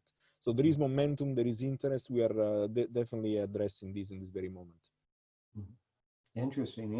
I wonder, as the market grows and changes, the adaptability and the flexibility of systems seems to be key, because, of course, we knew, just using for example, SARS-CoV-2, the actual virus that causes COVID-19, no one knew the genetic structure of that virus much, outside of China until late December, early January. Is that also something that development companies are working for, to be able to rapidly, if you will, say, okay, we have a new disease we have to detect for, so how can we rapidly deploy that? Yeah, it's a great question, which I like to pick up more from the angle, if you like, of let's call it open innovation or cooperation, or another term I always typically use, horizontalization of the supply chain. I think the world today, and this is a great example that you mentioned, ask for very fast reactions to changes. And okay, the changes you mentioned are dramatic, need to be addressed dramatically fast, but there are also others which anyway call for speed.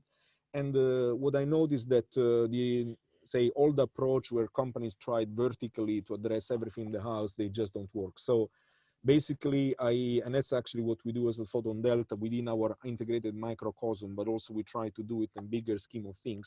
We try to really believe in a layer of horizontal layer where every company makes its own module and focus on its own thing, but all together, all the parts can very fast adapt and build, and all the building blocks can be, let's say, pulled together to deliver a solution. And that is far more effective and fast, requires a culture of cooperation, requires a culture of partnerships and innovation, but eventually this is, I think, the only way forward to really very rapidly achieve results, I believe. Also taking into account the complexity of things going forward. Right. Thanks for the question, great question. Oh yeah, well, thank you, Giuseppe. Giuseppe, we're unfortunately about out of time. I want to thank you for being with us today. Wonderful presentation. Thank you for being with us live. Thank you so much. Thanks. Bye. Next, we're going to be moving on to our next theme of harsh environment, space, aviation, aerospace, subservice, what we sometimes call extreme heavy industry. These are sensors that are used in some of the most inhospitable places on Earth and frequently off the Earth. We see space and avionic applications as well. With us today is a presenter who you've heard from before with some updated information, Matthew Belanger, who's a technical director and the co-founder of Lightricity, is going to share with us some of the latest advancements in ultra high efficiency photovoltaic energy harvesting for challenging environments. Because you can imagine, a sensor that can survive, say, being on the wellhead of a drilling rig that's thousands of feet underwater. How do you get power to it? So thank you again for working with us and presenting this. Matthew, we look forward to your presentation.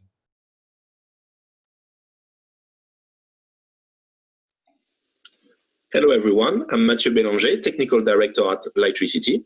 It's my pleasure today to introduce our ultra-high efficiency photovoltaic energy harvesting technology for challenging environments. First, I would like to say a few words about Lightricity for those of you who may not be familiar with the company. Lightricity is a spin-out from Sharp Laboratories of Europe. It was founded in 2017 after 4 years of intensive R&D on energy harvesting and IoT devices. These pictures show a comparison between conventional photovoltaic systems and Lightricity's approach. Conventional PV rely on large solar panels that handle kilowatts of power generated by sunlight. These panels are connected either directly to the grid or to a high-capacity battery storage. However, we spend around 90% of our time indoors, so you can imagine that a huge proportion of IoT devices and sensors will be located inside buildings and homes. And that's why Lightricity technology has been optimized for indoor use, for example, under fluorescent or white LED lights. This can provide a miniaturized and sustainable source of energy for any compact IoT device that would normally be wired to the mains power or would be powered by primary batteries. This graph from Cisco shows the evolution in the number of IoT devices from the early days of cell phones till the more recent appearance of smart meters. 50 billion of connected devices are projected by the end of 2020. However, these billions of devices are already causing issues with battery maintenance and will cause even more issues in the future. As shown on the right table, over 100 million battery replacements per day will be required in the near future. That's not acceptable from an environmental standpoint in terms of waste and lack of resources, such as lithium, but also for practical reasons, since it would be too costly to maintain such systems, in particular in harsh or remote environments. Lightricity offers a sustainable alternative to the use of primary batteries that can meet the needs of the current and future generation of ultra-low power IoT devices. If we consider 1,000 lux average illumination, which is the typical light level in supermarkets, over a period of 10 years, 1 centimeter square of electricity energy harvesting device can generate the equivalent of 5 AAA batteries and up to 110 coin cell batteries. This can save hundreds of euros of maintenance per device over that same period while having a positive impact on the environment. A lot of IoT devices are indeed thrown away as soon as their battery dies. With efficient harvesting, this is no longer the case, as this encourages the device reuse and the design of longer lifetime hardware that can be upgraded in firmware if necessary. Electricity technology is 6 times more efficient than existing PV solutions for indoor light. This corresponds to 20 microwatt per centimeter square at 200 lux, or over 30% efficiency. As the technology is based on a very stable inorganic material, we can achieve 20 years lifetime and can sustain elevated temperatures up to 150 degrees. The PV modules can be made uniformly black, and the shape, size, and voltage configuration can be customized to meet any given application requirement. Importantly, the technology can be easily scaled up to meet the high IoT market demand. This graph shows a comparison of electricity PV versus existing technologies for indoor light harvesting. Mainstream technology is currently based on amorphous silicon with low efficiency and poor dynamic range. As shown on the table, the light intensity can vary by orders of magnitude, and existing technologies cannot maintain their efficiency over that range, especially under low light levels. Amorphous silicon also exhibits poor aesthetics and a lack of integration onto a printed circuit board, since they cannot usually withstand the reflow process. Here we show a typical IoT wireless sensor node with its internal building blocks. The energy harvester should be combined with power management electronics and rechargeable storage to provide a regulated output to the sensor, interface microcontroller, and RF electronics. A range of low-power radio protocols are compatible with electricity technology, including Bluetooth Low Energy and low-power wide area networks such as LoRa or narrowband IoT. Electricity high efficiency technology enables more powerful IoT sensor nodes with more functionalities and longer wireless range, for example. We will show now a few examples of use cases in challenging environments where such self-powered IoT nodes can be deployed. The first example in this slide is for infrastructure monitoring within the rail network, where the wall devices should be rugged. The PV element in particular should resist to extreme variations of light levels and temperature and to high humidity levels. Electricity has recently participated in a government-funded project commissioned by the Network Rail and in collaboration with AP Sensing, Pyros, and the Compound Semiconductor Catapult. The objective was to demonstrate autonomous monitoring that can be retrofitted alongside the rail tracks, including flame and temperature sensors for fire detection and motion and gas sensors for detection of trespassing and graffitis. Using a piezo transducer, the signal measured from these sensors are then transmitted via the same optical fiber as conventionally used for acoustic sensing, for example, for the detection of trains. The complete system was demonstrated in Network Rail's test track in the UK. Electricity PV cells could provide enough power for both the sensors and the communication system. Medical applications can also be very challenging. Here we show an example in X-ray monitoring for dosimetry and imaging purposes. This project, in collaboration with Cheney Design, University of Surrey, and Royal Surrey County Hospital, was founded by the NHS and aims to ultimately develop a self-powered, flexible wireless X-ray detector. Autonomous operation was already demonstrated with an 8-pixel X-ray detector and optimized readouts and RF electronics, as shown on the pictures on the right. Electricity energy harvesting can also be used in space-constrained applications, including environmental monitoring and asset tracking. The Amanda project is an ongoing 3-year European project combining 4 of the 5 senses, which are the sight, hearing, smell, and touch, within a single autonomous sensing platform that will be the size of a business card. Electricity is one of the key industrial partners in this multi-million-pound Horizon 2020 project. Finally, another challenging environment, as you can imagine, is outer space. As part of an Innovate UK project with CubeSat's developers Open Cosmos and AVS, Lightricity and partners are developing the next generation of double deployable ultra-efficient 6U solar panels. The consortium will perform integrated testing with the CubeSat qualification platform by the end of the year. To address all these challenging applications, Lightricity has developed a range of product prototypes that cover energy harvesting components and power supply subsystem, including power management and storage.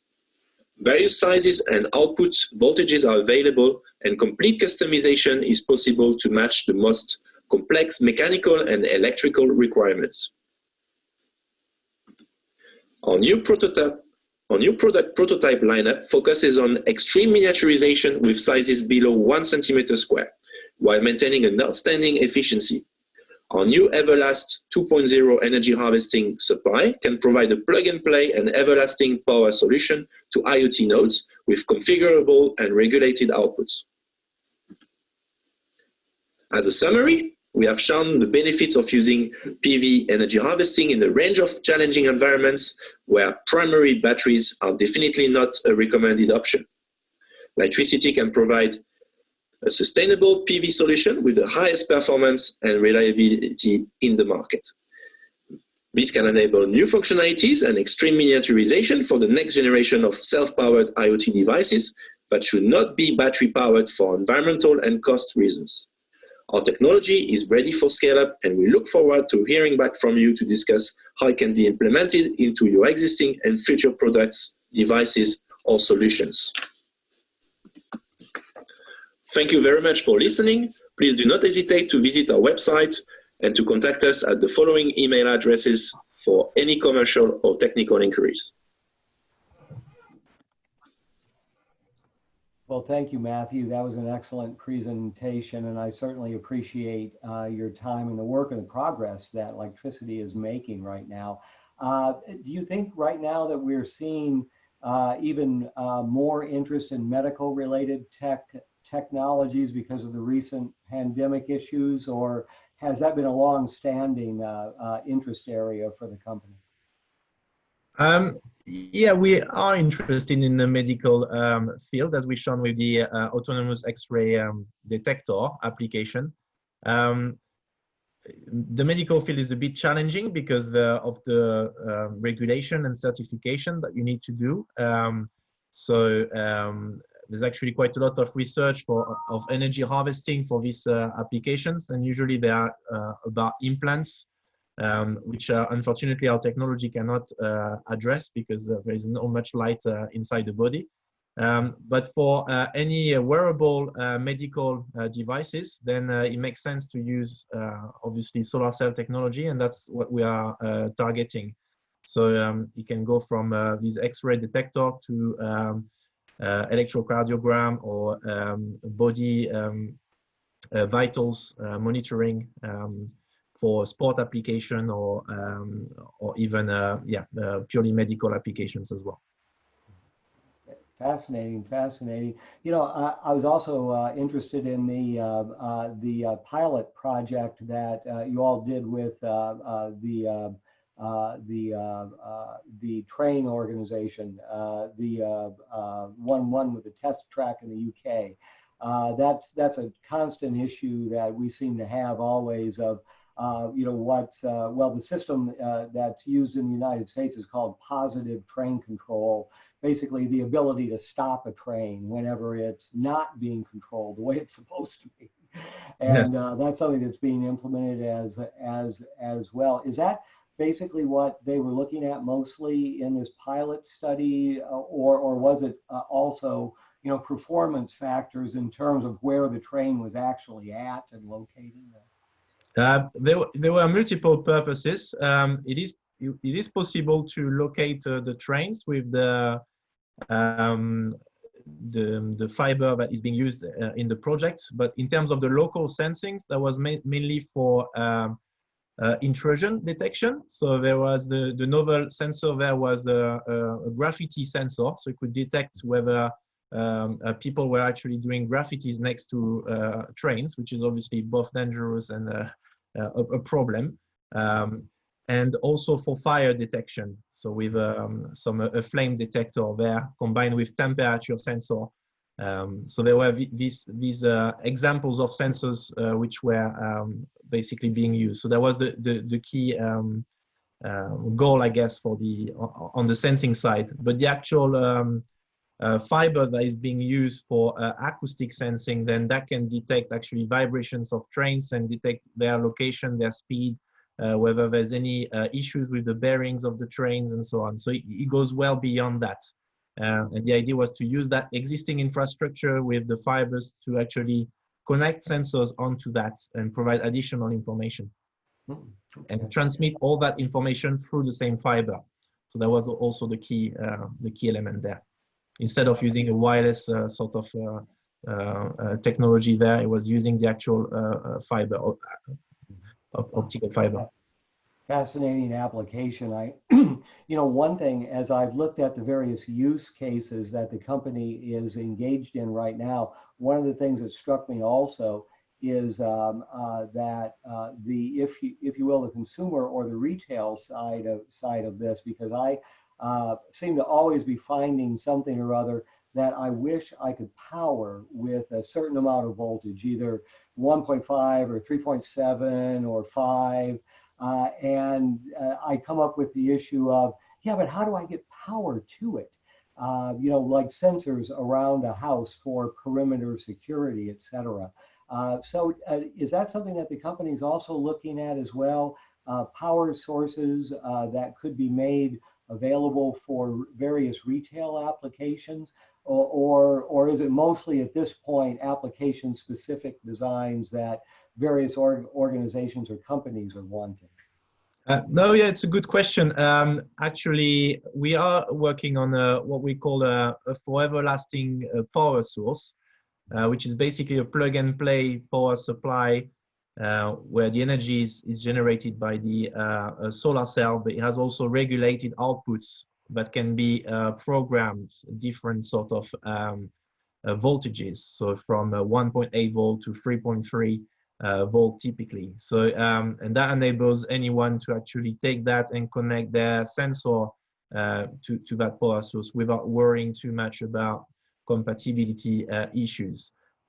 So that's especially useful for field trials, for example, or before the integration phase, because usually you want to integrate that device into the actual product so that it's what we call seamless integration. So you don't notice that there is energy harvesting in the device.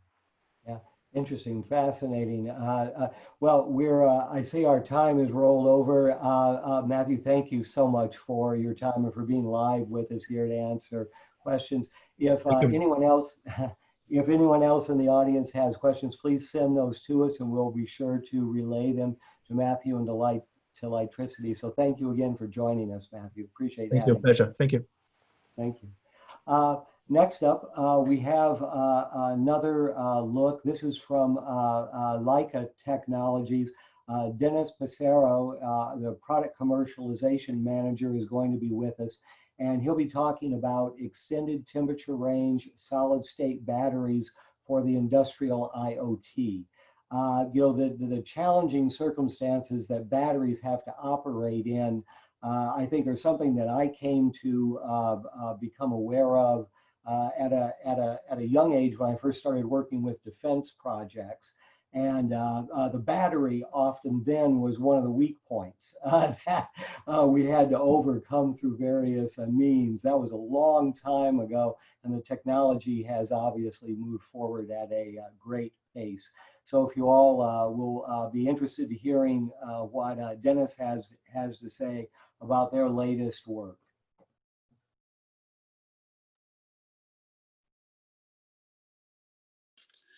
Hello, my name is Denis Passero. Thank you to the organizers of SSI for giving me the opportunity to give this virtual presentation today. I'm going to be talking about how solid-state batteries can be used in industrial IoT sensors, particularly in extended temperature operation ranges. Okay, so with Helica, we are a SME in the south of the UK, in Southampton.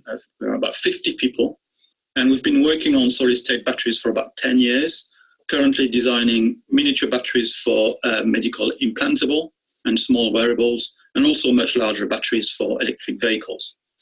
But today I'm going to be talking about the same technology, the same kind of materials, to power sensors in industrial IoT. This is the fourth industrial revolution, and this is a world of interconnected devices, people, services, all connected through sensors in order to maintain a smooth operation, smooth manufacturing, just in time. And in order to do that, devices in particular needs to be looked at with predictive maintenance and condition monitoring. So what kind of sensors and what are the requirements on the sensors and the components that power the sensors? Well, those sensors need to be particularly small and unobtrusive, to be placed in hard-to-reach places, and quite often in hostile environments of temperature. It could be vibration, moisture, rain, thunder, if you're talking about infrastructure applications. Now, those devices would ideally not be cabled to the mains, which is costly and sometimes not practical. And you neither want to change the battery very often. Yes, the cost of purchase is low, but if you have to replace the battery very often, then the total cost of ownership is high. And of course, you want a battery that is safe and is not going to explode. So a list of examples of application in industrial IoT where the sensors need to be in quite high temperatures, sometimes above 100 degrees, even in 150 or more. So the ideal combination here in such a sensor is a very small power source, like a battery or a small battery, which is intermittently but regularly recharged through energy harvesting. So it could be photovoltaic, vibration, it could be temperature differences using tags. And that recharges the battery. Then the battery powers the sensing device. So the device will have some intelligence, maybe some memory, certainly some sensors, of course, some temperature, vibration sensors, pressure sensors, and so forth. And we'll send wirelessly the data to a hub somewhere in the factory, if that's the use case. And then the data will maybe send through the cloud and come back for maintenance. Okay, so why do I think that solid-state batteries are quite good for this? And what are they anyway?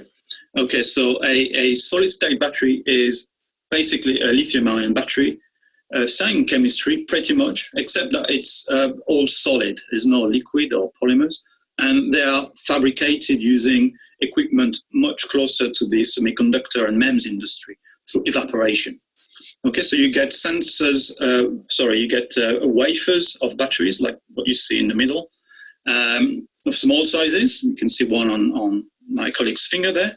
And the advantages of such a technology is you can make very thin things, and you can make devices that in particular operate to high temperatures. So here we have a battery that, and I'll show you the next slide, can operate to 150 degrees and really provide high peak current, much higher in terms of relative C rates to that of conventional lithium-ion batteries. And here's a list of some of our products. I'll really concentrate today on what we call the P180. This is an ultra-thin battery. It's much less than a millimeter thick. You can see a little photograph here of the device. And it will operate to 150 degrees, will charge really rapidly in just a matter of minutes, and provide up to maybe 20, 40 C rates of current.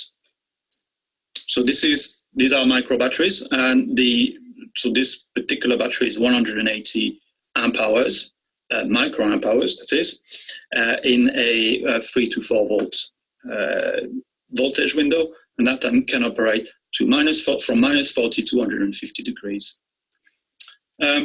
we have been feeling a lot of traction from the wafer sensing industry. So in the semiconductor or MEMS industry, which use evaporation chambers and growth chambers to create silicon wafers, some instrumentation is placed inside the chambers for calibration. And you can see a little mock-up of such a wafer with all type of sensors, particularly temperature sensors and so forth, pressure sensors, that goes inside the wafer. So here you need this is an application that requires an ultra-thin battery that can operate 250 degrees.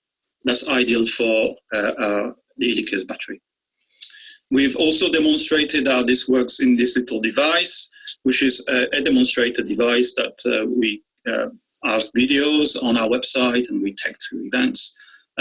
It basically is a temperature sensor which sends the data through Bluetooth to an app and will work 250 degrees. Other applications that we've felt traction in is in the infrastructure industry for remote condition monitoring. For example, in this case here of wind turbine blades, where we've demonstrated a little device which is powered through the vibration on the blade that recharges the battery. And the vibration also has a signature about the health of the blade, which is then sent through LoRa to a hub on the pylon on the tower. We're also part of a Horizon 2020 project with our colleagues here listed on this slide. And here we are created a sensing card, which is ultra thin and will sense all those things here: air quality, temperature, humidity, fingerprints, image, and so forth, all within the format of a credit card and extremely thin as well. So that's how we can make advantage of the thinness of the solid-state battery. Okay, so I have a short amount of time today. We are always in development, but always also happy to contribute to your development. So please contact us if you want to evaluate some of our batteries. Those batteries can be customized in terms of shape, energy, density, cycle life, whatever you want. And we can also help you towards your road towards large scale manufacturing. Okay, so I'll leave you today with this contact. And please keep safe. Well, thank you so much, Dennis. I appreciate your presentation, and there's a huge amount of information to get down to a relatively small amount of space and time. So thank you for your help. I noticed you mentioned earlier in one of your very early slides, you mentioned your technology was based on a solid state lithium ion. And of course, I know this is a research effort that's going on around the world, whereas you have taken it as small as you possibly can to make it very applicable for many applications that require very, very petite size. Have you thought the other way, or have you thought of the possibilities of scaling up that technology for larger scale applications? Well, absolutely, and in fact, we are doing it already. So we have been involved in the past 2 years in the development of solid-state batteries also, but for electric vehicles applications, for consumer electronics applications, for aerospace applications. So here we're talking, you're right, micro batteries to several orders of magnitude higher. The materials are quite similar, but the processes are quite different in terms of their manufacturing those two types of batteries. And so we're not calling it scaling up. The micro batteries are deposited using semiconductor evaporation equipment, whereas the bigger batteries are more like conventional lithium-ion battery printing equipment. Cost difference and efficiency difference as well. But you're right, we're trying both. Oh, wonderful, wonderful. And trust me, as a, well, my wife accuses me of trying every type of new battery that comes on the market as possible. You know, she sees the big lithium ion 18650s that I have around the house powering all kinds of stuff. She's always worried, I think, that I'm going to take apart some of her appliances and figure out how to power them with batteries instead of the mains current. So, her great fear is the coffee maker will be disassembled all over the kitchen one day.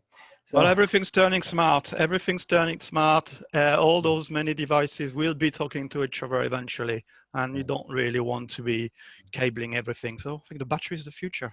Right, exactly. Well, thank you so much for being with us today. If others in the audience have questions, we will definitely relay them. But thank you. Appreciate it. Thank you. Thank you, Matthew. Up with us next, we have our friends, if I can turn my page here, we have our friends from Yole Development, and we have Dimitrios Domanios. And Dimitrios, please forgive me if I murdered your name. Dimitrios is with us to talk about technology and a market from an analytical point of view. He focuses on photonics and sensing within Yole Development, and he'll be addressing developments within high-end inertial sensor markets for harsh environments. So please welcome Dimitrios, and he will be with us for live Q&A. So Dimitrios. Hello to everyone present today at this conference. First, I hope that you and your loved ones are doing fine and coping with this unprecedented situation.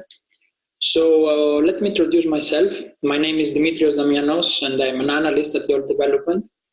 Yole is a market analysis and strategy consulting company with expertise covering semiconductor industry. So the areas of activity include photonics, sensing, displays, computing, memory, power electronics, etc.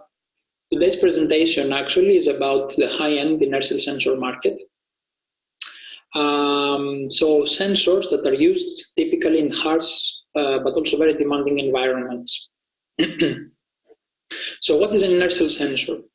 An inertial sensor is a device that measures acceleration or rotation around an axis. So it can be either used as a standalone sensor, or it can be integrated together with other type of sensing devices. For example, inertial measurement units have 3 mutually orthogonal gyros and accelerometers. But also more sensors can be integrated inside, like a magnetometer or a GPS, GNSS receiver. Of course, the higher the level of integration, the more pricier the system will get. Generally, IMUs are broadly characterized by the type of gyroscope that they include. So actually, there are 3 main sensing technologies: mechanical, resonating, and optical, and 7 types of gyros as you can see here. So we have the mechanical gyroscope as spinning mass, electrostatic and dynamically tuned gyro, and some MEMS devices. The Coriolis force is used to sense the rotation. Resonating gyros, such as hemispheric resonator gyro and some quartz MEMS, the stationary mass is used where the resonance wave is maintained electronically and read out by the electrodes. Finally, the optical gyroscopes, such as ring laser gyro and fiber optic gyro, they use the Sagnac effect to measure the rotation rate by measuring actually the phase shift of 2 beams that are counter-propagating in an interferometer.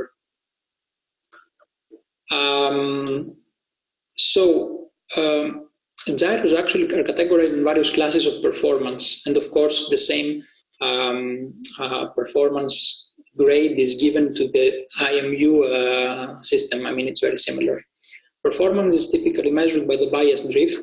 That simply means that if I use a gyro to navigate from point A to point B in 1 hour, I would have X degrees of divergence from my initial point. So the lower this value is, the better the sensor is. So the drift is very low. But of course, it's not the only parameter that counts, right? I mean, as I said, the sensors are used in harsh environments. So they have specifications such as resistance to vibrations, bandwidth, shocks, broad operation temperature ranges. You can see that the consumer grade gyros, which have a big drift but are cheap, are the ones used in our smartphones. But there are also industrial, tactical, navigation, and strategic grade gyros used in high-end applications according to its application requirements. For example, you can use an IMU for navigating a ship and the same IMU for navigating a missile. So what are those applications? These applications are numerous, and we segment them in 4 main categories. One is industrial, including agriculture, high-speed train, clinometers, unmanned vehicles, vibration monitoring, etc. Commercial naval, with gyro compass and navigation for ships, platform and antenna stabilization, etc. Commercial aerospace with navigation of business jets, aircraft, satellites, micro nano satellites, and others. And finally, defense, which is the biggest actually market, with defense aircraft, military fighters, submarines, light and medium armored vehicles, missiles, etc. Now, industrial application includes robotic vehicles, which is a very hot topic currently. So there are many AV development programs right now, and in YOL we expect that this will be a huge market in the years to come. 2032, we expect more than a few 100,000 units that could be manufactured annually, and this means a huge sensor content, because sensors that are used inside these vehicles are high quality, industrial grade, and high price, of course. Among others, IMU could highly profit from this application, growing from about 50 million to 4 billion in 2032.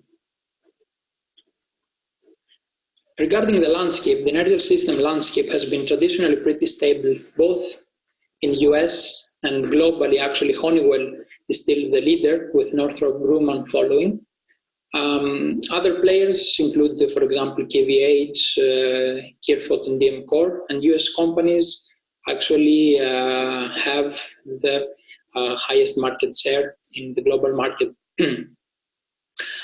Europe, on the other hand, is dominated by Safran, which is the 3rd biggest player globally and the biggest in Europe. And on the other side, we have Asia, the rest of the world, but a very fragmented market exists. So Chinese developments in inertial technologies originate in either military or academic environments, which are difficult to access, but still these markets should be closely monitored, as many developments are ongoing in the domains of high interest, such as structure monitoring, industrial Internet of Things, and general autonomous mobility. So in 2019, we estimated the global high-end system market at $3.24 billion, which still remains a highly fragmented market. Defense applications accounted for 40% of it, around 40%, while commercial aerospace around 25%. Commercial and naval are all the follower-ups at 18 and 16% correspondingly. Defense, commercial aerospace, and maritime could grow between 3 to 4% KGR, annual growth rate actually, while industrial applications look the most promising at more than 10% growth rate. And we expect that this market would surpass in 2025 more than $4 billion.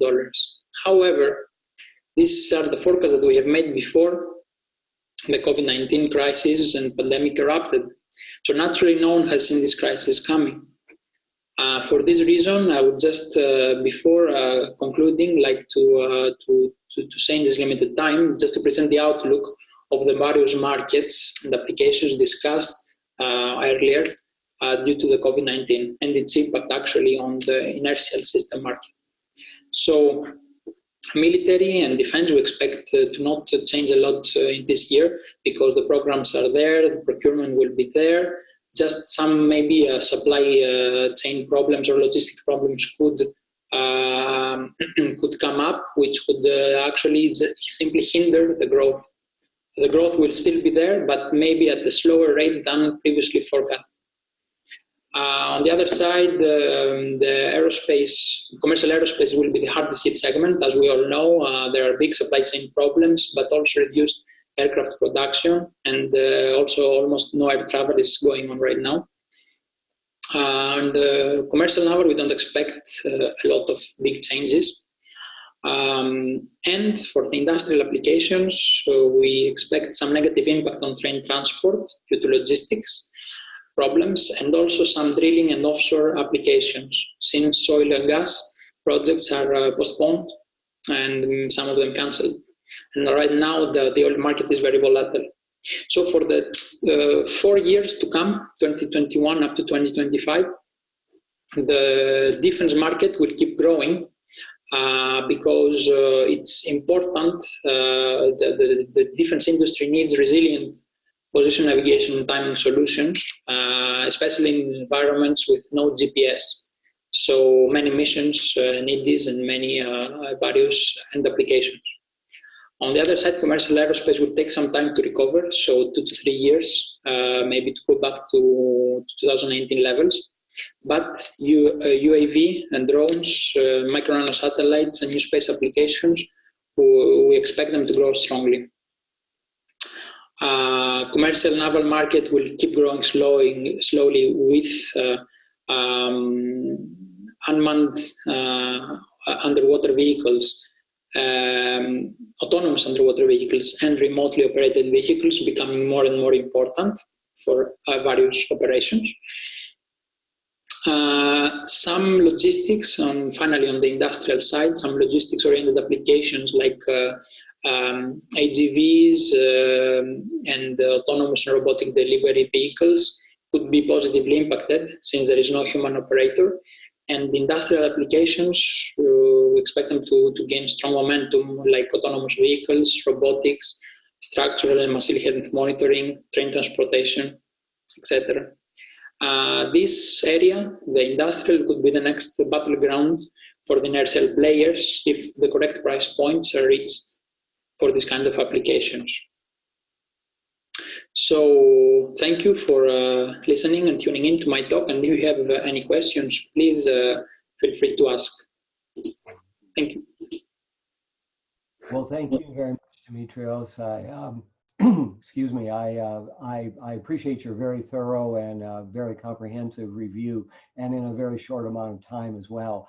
I was looking at the projections of how what we're enduring right now will affect future business opportunities, and I noted that some aspects of aerospace are expected to see continued growth, and I can give you firsthand report that is indeed the case. I live within watching distance of rockets taking off from the Kennedy Space Center here in Florida. And we just recently sent up an Atlas V rocket. It was either Sunday or Monday with one of the Air Force X-37Bs aboard. And then we've got the big Crew capsule project by SpaceX that's moving forward as well too. The list just kind of goes on and on, but in certain other areas, particularly aircraft, commercial aviation, I could see that being affected negatively in some regards. One thing that interested me earlier when you were discussing, the various price ranges of different sensors, and I was looking at the top end of that range, $50,000. What can you give us just a quick overview of what generally separates, your low end or low end inertial sensors from your higher end? Is it just greater degrees of performance, more integration, or what sets them apart? Yes. So can you hear me? Yes. Okay, perfect. So yes, thanks for the question.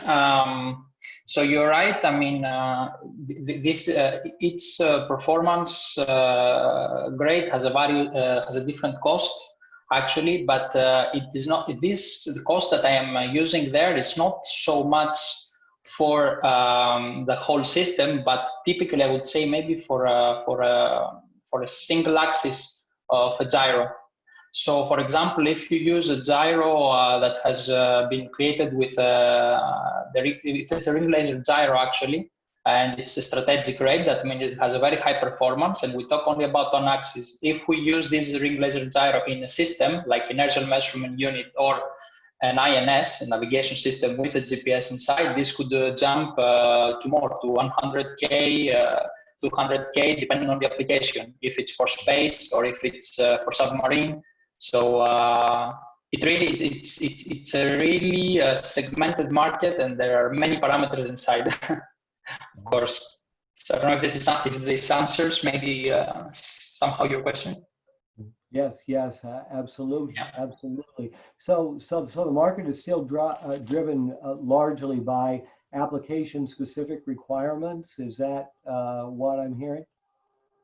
I mean, yes, its application has specific requirements in the level, either level of integration or at the level of price, let's say, or performance. Because, for example, like I said, in some industrial applications like machine health monitoring, etc., you don't need a highly integrated unit. You need just some accelerometer, but with a very good vibration performance and bandwidth to pick up specific vibrations from your structure. And for example, in some other applications like missile defense, you need high resistance to shocks, for example, and a very good bias drift, because you need to navigate your missile to your target, and you don't need to depend on the GPS. So yes, it's really application specific, and its application and the final integrator, system integrator, will have specific requirements, and this will define the sensor and the market. Okay, excellent. Well, Dimitrios, thank you so much for joining us today. For our audience, if you think of some follow-up questions after the fact, please send them to us. We'll be getting questions that are sent in to all of our presenters today, and we'll be addressing them within the next few days. So again, Dimitrios, thank you so much for representing Yole and for doing such a fine job. Thank you. Thanks for having me. Have a nice day, everyone. Thank you. Well, everyone, it's kind of hard to believe, but 3.5 hours have gone by amazingly rapidly. I'd like to thank every one of our attendees for joining us today, and of course, our excellent presenters. So just to recap briefly on some of the things that we've learned today, as you know, with the program, we started off with LiDAR and digital imaging and various methods that allowed us to either range or distance or determine what lay ahead of us. And typically this was going to be used in either an autonomous vehicle operation, or there are applications within the IIoT, and in many other applications as well too. I think it's very interesting that Apple, in one of its latest iPhone iterations, I think it's the iPhone 11, that it actually has some LiDAR technology built inside to enable VR and AVR applications, etc. So we're seeing the market grow in ways that we might not have been able to see it grow a few years ago. And it's examples of companies like those that have been here today, speaking today, that are driving those advances. We're seeing LiDAR systems that use less energy, that are increasing resolution, that are reducing their latency, that are becoming true contributors to the development of autonomous systems, autonomous vehicles, autonomous shuttles, as well as their traditional applications. And we're seeing more and more innovation in this area. Like our leadoff presenter today, who had to rush off because they had a press announcement of new products. We also looked at very exciting advances in the healthcare field. And I think if we look at AngelTech 2020, the live summit, now what we're concluding, and AngelTech 2020, the fall program scheduled for mid-November, 16th, 17th, and 18th. I bet that we'll see even more focus on health and healthcare related issues. If anything like the crises that we've just demonstrated to us shows us is the need for good sensor technology and how this incorporates either whether it's a medical diagnostic tool or whether it's a sensor that tells a remotely piloted or fully autonomous drone where to deliver a package, that these technologies are seeing more and more application and need across the industry. Indeed, we expect, if anything, these needs to accelerate. We heard from our friends at IQE that told us that despite these crises, how often have you heard the word unprecedented recently to describe what we're all experiencing now? That wafer demand is still very, very high. And this is for a variety of reasons, with some of them being the fact that the devices, the in-use devices, the applications that our industry supports are that has not changed. That has not been impacted. It may temporarily slow or hold back development. And we may see some sectors, as we learned from our friends at Yoel, we may see some sectors that suffer more than others in terms of growth opportunities, but that overall, the products that we are developing and creating and the new advanced sensors that we build every day are more and more becoming critical across the industrial ecosystem. It's been a great opportunity to be with you today. The recording of today's presentation, and I should also say the presentations of Compound Semiconductor International, PIC International, PIC Pilot Lines, as well as this program, Sensor Solutions International, are going to be archived, and we'll be sending you information in the coming days on how to access that, etc. If you have a question, be sure and visit our sponsor booths that are going to be maintained and available, so that if you want to ask something right away, that you'll be able to do so, and we'll address it, or our speakers will address it just as quickly as possible. Also, if you have suggestions about the program, how we might enhance it in the future, or other adjustments that we can make to make it a better experience for you, please share those with us as well also. I'd like to thank everyone again for attending today. I look forward to seeing you in Brussels this fall, and wish everyone, all of our attendees, their families, and our individual communities that we live in, health and healing as we move forward. Thank you so much for attending the AngelTech 2020 Live Summit.